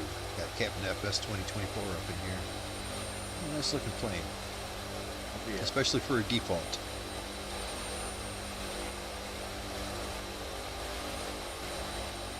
Has anybody seen the new video that Blackbird put out regarding the 130? No. They got a new video, you say? Yeah, I didn't pay a whole lot of attention to it. I just kind of was scrolling through YouTube today, and I saw a Blackbird YouTube video that had to do with the 130, and I was wondering what it was about. Did it say anything about, is it a tutorial of some kind, or? I don't remember. It was like something like what we thought all along was wrong or something like that. Good. Oh, okay. I may have to check that out. Because there's very little information on the Blackbird, the C-130, Dirty 30 here. I like making Yeah, they videos haven't put about it, but anything it's hard out to for- find. It's hard to find information about it. Most of the Yeah, you would- information I've got about it was just trial and error. I figured it all out myself just by flipping switches. Yeah, same here. Well, you've got more tutorials out on it than Blackbird does. Yeah, I know. Yeah. I've mentioned I've had people ask me questions about it too. Well, how do I do this and how do I do that? And I'm like, I don't know. I really don't know. Like I said, I taught myself most of it because there's very little information out there, which means it's a great topic to make videos about because, you know, there's not that much information. They'll come and watch mine.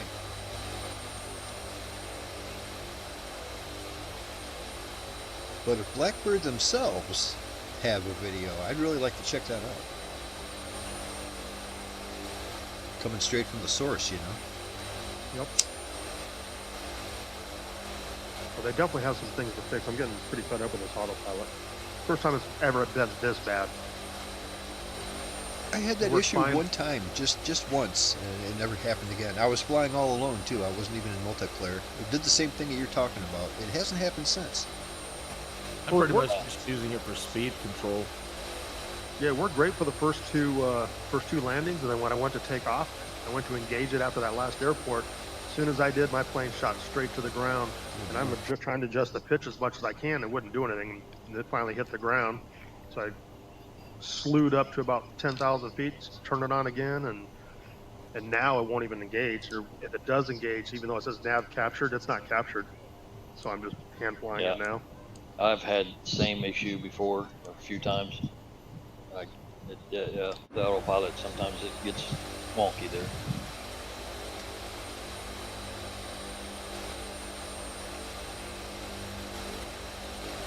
Well, I'm about 50 miles behind.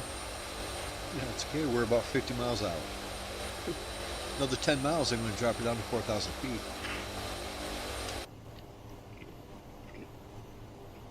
Prepared for that right now.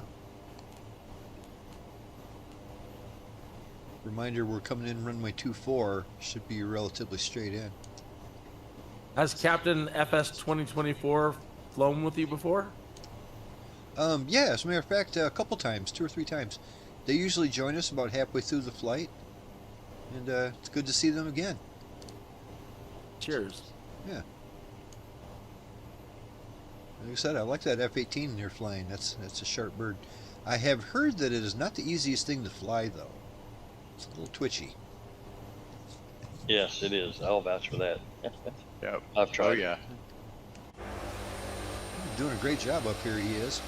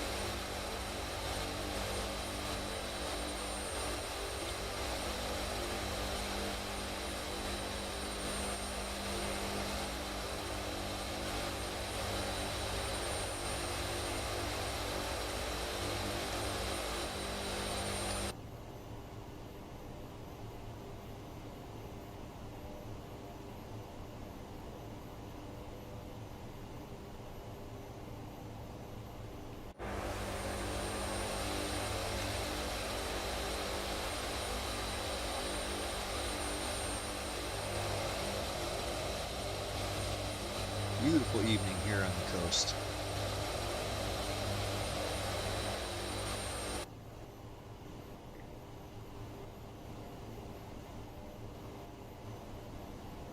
Once again, I flew this entire flight with my landing lights out. Gotta watch that. Put those things away. I'm a little surprised that it says you need to put them away at 170 knots. That seems a little picky, but still I should put them away. And now that I'm landing, I'm just going to leave them out.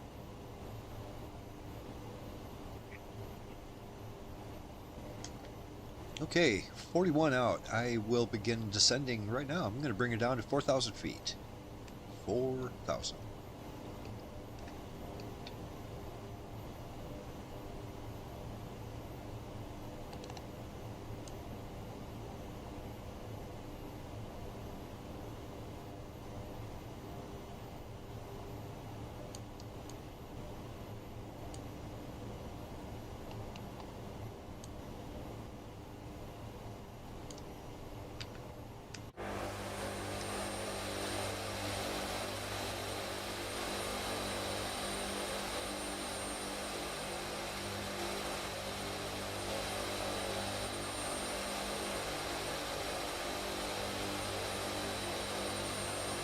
Oh, looks like you caught right up to us, Coast.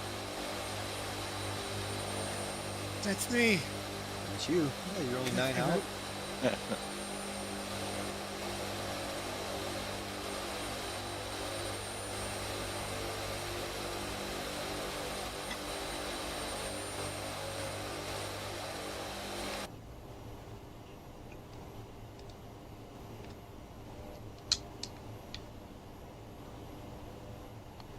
Reminder that ILS frequency is 109.9er. We're at a steady 24 degrees magnetic.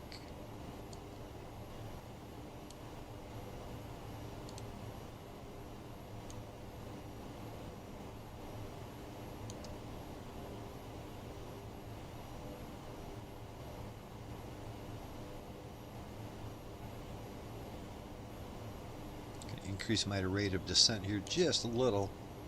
Make sure I'm at 4,000 before we reach the glide slope.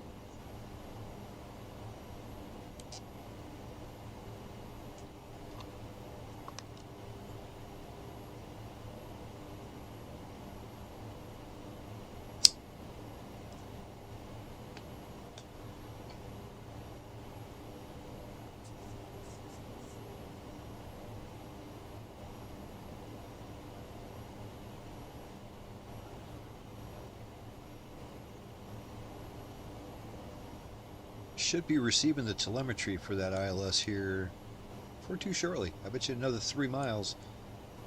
I'm gonna receive the beacon.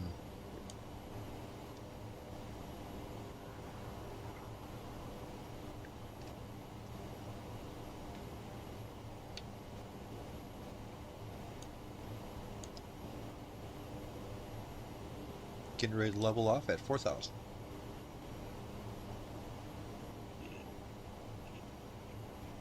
And just in time, I have received the telemetry for that, and I'm remarkably close to lined up already. I'm just going to go ahead and do that right now.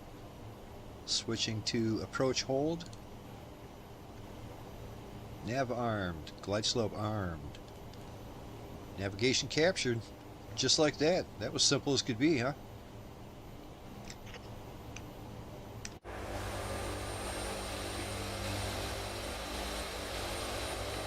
Wonderful. About time to start slowing down here too. I'm going to bring her down to about 220. 220.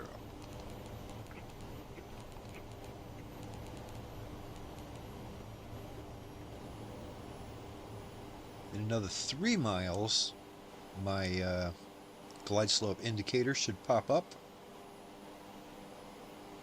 We should be underneath it. That's all you need.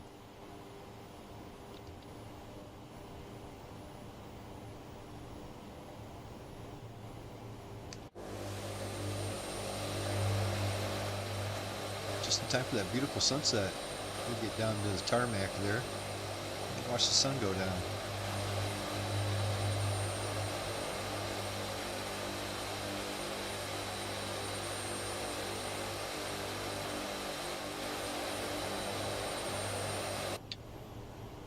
And I've already latched onto the glide slope, which isn't good because this far away the glide slope is still way above me and it's bringing me up to it, which means it's going to have to bring me up a couple thousand feet to match it. That is something that's wrong with the aircraft. It should not do that. It should wait for the glide slope to come down to you. But the glide slopes sometimes don't do that. It shoots you up to it. I'm already at almost 5,000 feet. It's weird. It should not do that. It's the only aircraft I've ever seen that did that. Yeah, I know. So I'm climbing too. I'm at 49. Yeah, and climbing. I'm at 5.5 almost. I'm about ready to latch onto it right now, so it's going to send me down. This must be like being in the Vomit Comet there, where you got those parabolic arches it does. It shoots you up in the air and then does a big arc and you get weightlessness for a couple minutes. I think all my passengers right now are feeling weightless in the worst way. Yeah. Okay, That's dropping weird. her down. It raised me up 1,500 feet before it grabbed onto that, and that is not correct. You shouldn't do that. But hey, it worked, so whatever. 15 out. Time to start worrying about that speed. Start worrying about those flaps and that gear. But if you did it properly, your airplane should take care of all the rest. I love it when it does that. I'm going to follow Coast's lead and come in at 300 knots. There you go. I don't see a problem with that. I broke off to go back and escort Coastin. There you go. Lead him in.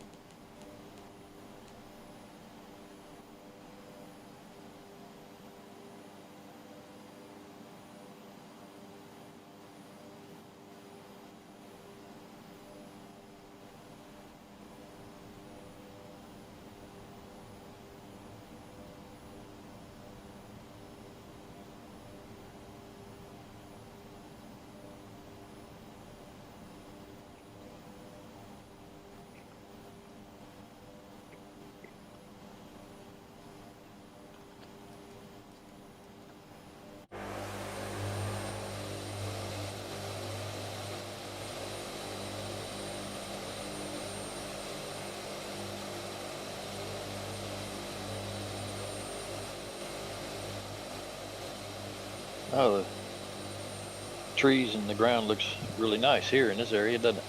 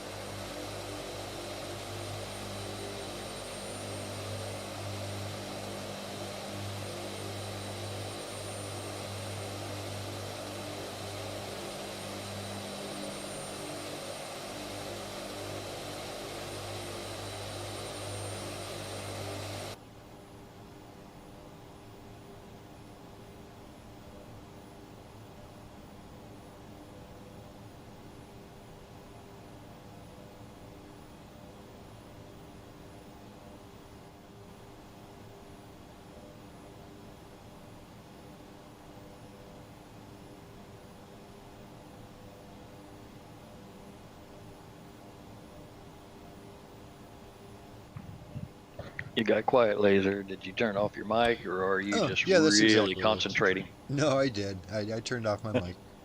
I was just saying, we got a Lucy Kids over here at the airport.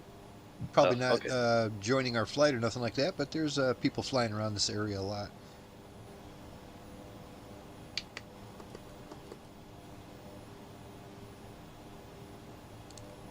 All right. Bringing her down. That's cool. I'm seeing all these big power towers for power lines and stuff There's showing up real nice. a very long line of them going out in the suburbs there. Yeah, that's kind of cool. I don't Yeah, see the towers like that very often in There's a bunch of them. They're pretty closely packed too. You can see off in the distance the beautiful city of Perth over there.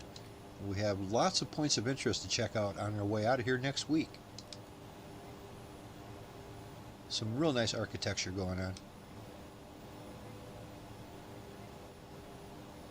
Alrighty, Lazerbolt is over the threshold.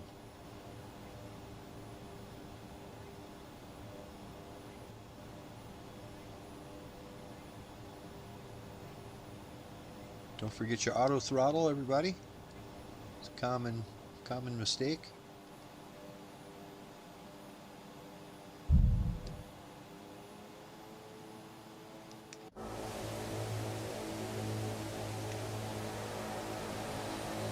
Alright, it does look like a nice big apron over here. We can park up and look real cool like. Let's do that over here on the right.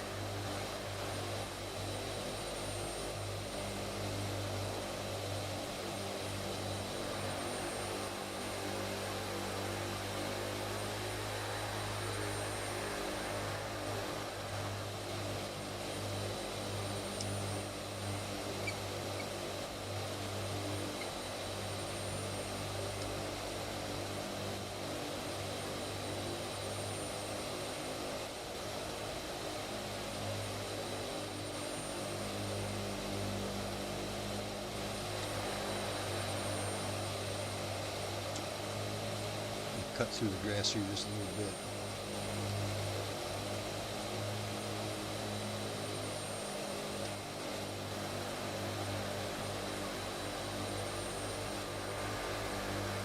Well, let's see if we can find a nice straight line up here.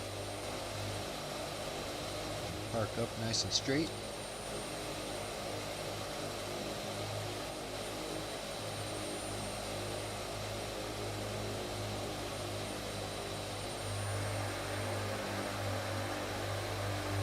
Even though it says my nav is captured and glide slope captured, it definitely isn't. It's not doing nothing for you, huh? Nope.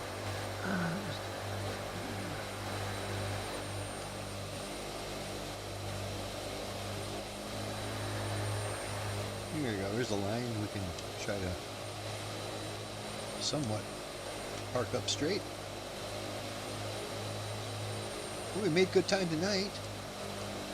Maybe perfect 2.5 hours on the nose. Here we are in Perth.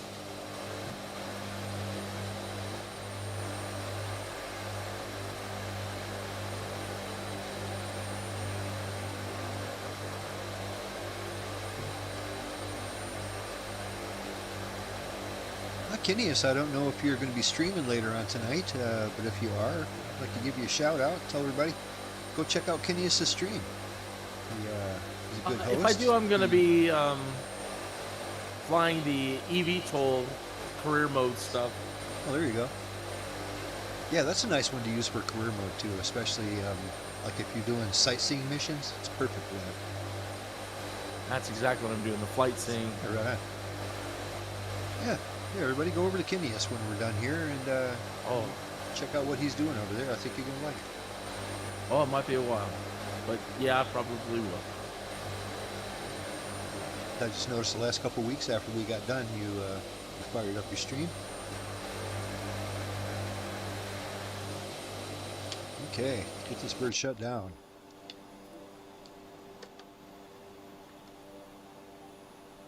Well, I'm going to be happy on the next update when it stops giving us all those CPU usage warnings, resource usages. Like I've always said, if my resource usage is all that bad, you don't need to tell me. I already know.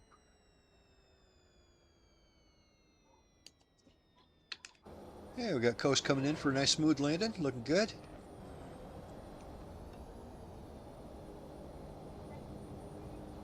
I'm guessing you still can't see us. No.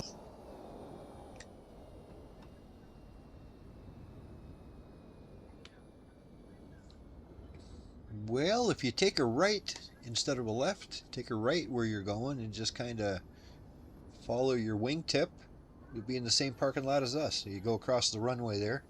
A couple runways you'll have to cross. There you go. Keep turning a little more right.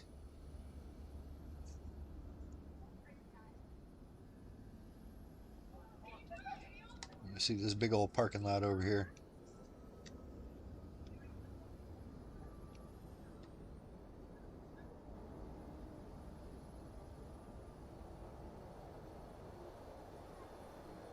There you go. It looks like you're heading right to us.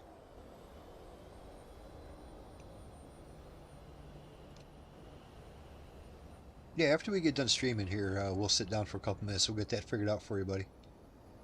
And once you get it figured out, it should stay that way for a while until you have to reinstall again.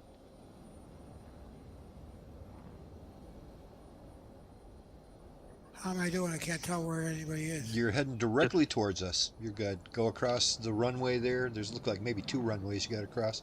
There's a big parking lot over here.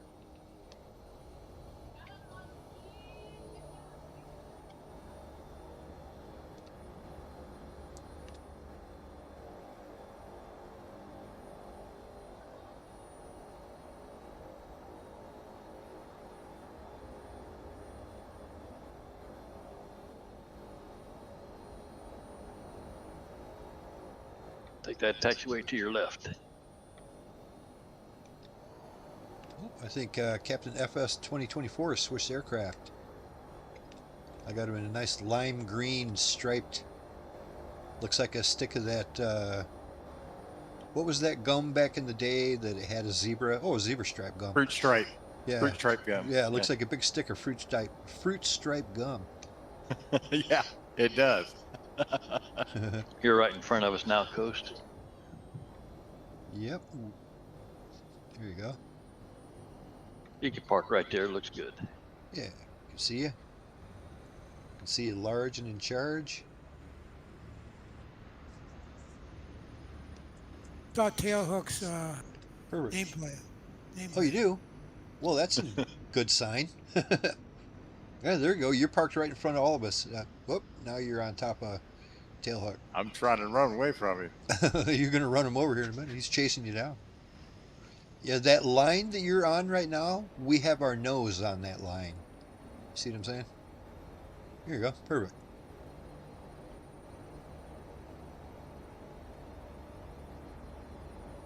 So they just called me the blind pilot. It's like we're in a different dimension. Yeah, just turn a little bit more to the right and you'll be just perfect.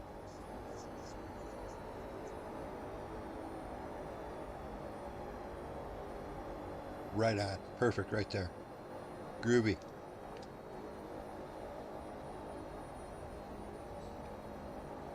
Hit them brakes.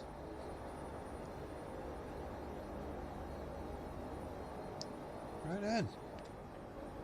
Yeah, what an enjoyable flight. I like this whole area here. Like I said, once we got closer to the coast, it started looking pretty nice around here with trees and whatnot.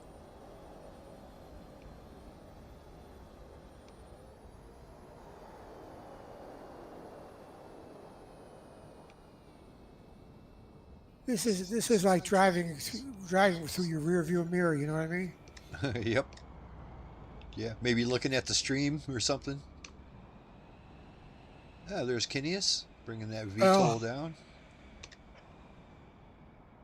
I got lots of work to do to make my systems all work and function. Well, it sounds like you had the big reinstall, plus you're using a different computer now, so yeah, it's a lot of little stuff that you need to monkey with.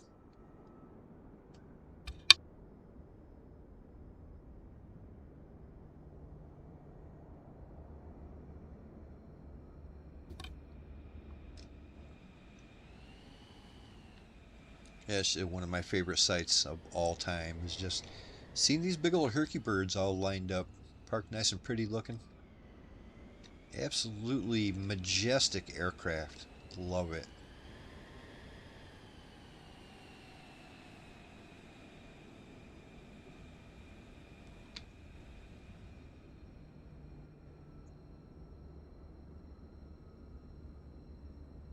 Here you go. Can you just bring that bird right under my wing here?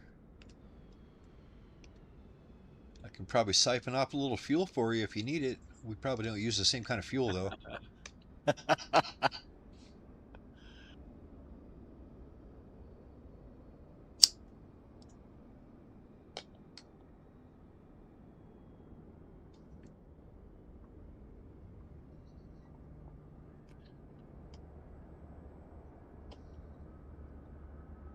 We need some emojis so we can at least wave or something. Right. Howdy, There howdy. you go. Yeah, all we can do now is just kind of crouch, you know, like a little bit of a Tip bow. a hat, raise a beer. Yeah. Yeah, there you go. Yeah, I'd be all for that. Cheers. Cheers. Cheers indeed. And a happy Friday it was.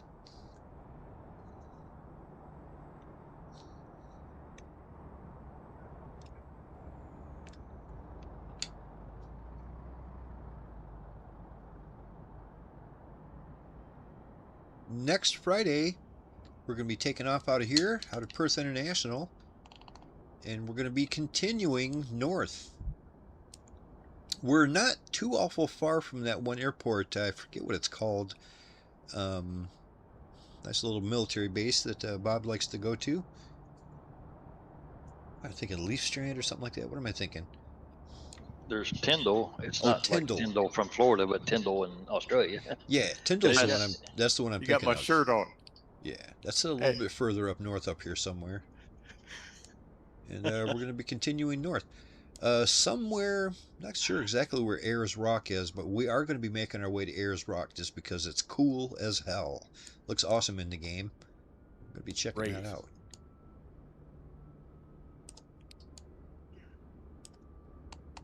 So yeah, wonderful flight. I always appreciate everybody bearing with me here and showing up and making it such a wonderful flight every Friday. You guys and girls are the best. And yeah, I always appreciate you guys humoring me.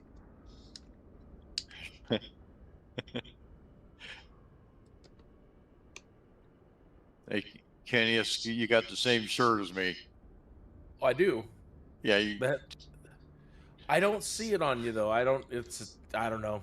That's it. That's weird that I don't see it. I could have one of my settings turned down too low.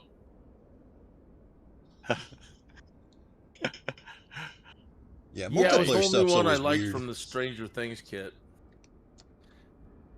I'm They an did old add a school lot of cool Dungeons stuff and for Dragons player, so yeah. Yep, they got that. What is it called? The Hellfire Club. right. Yeah. Yeah. It was a good show for a while. Uh-huh. The add-on stuff, the Stranger Things add-ons are wonderful. The missions are fun.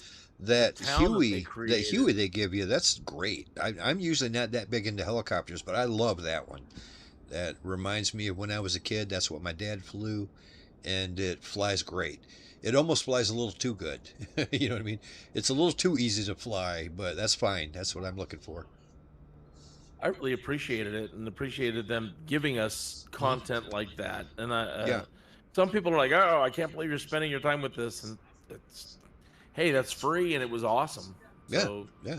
I like those kind of collaborations. They got the whole town of Hawkins, Indiana model. It's great. Got the arcade there and just the mall and everything. It's great. It's just like in the show. You can even go to the kids' houses.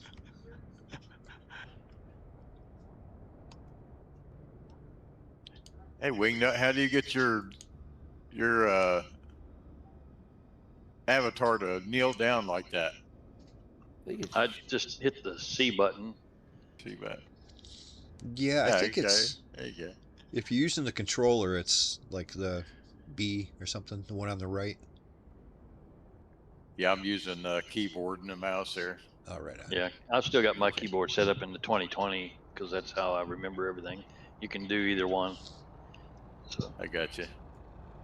Yeah, me, for a it's- second there, it looked like you was trying to sneak around or something. It was weird. I do He that from likes time to- to time, though. I'll go over to Laser's plane and I try to siphon gas out of it. Yeah, I've caught you doing that. Just sneak over here and let the air out of my tires. Let the air, exactly. Let the air out of the tires. Well, hey guys, good flight tonight.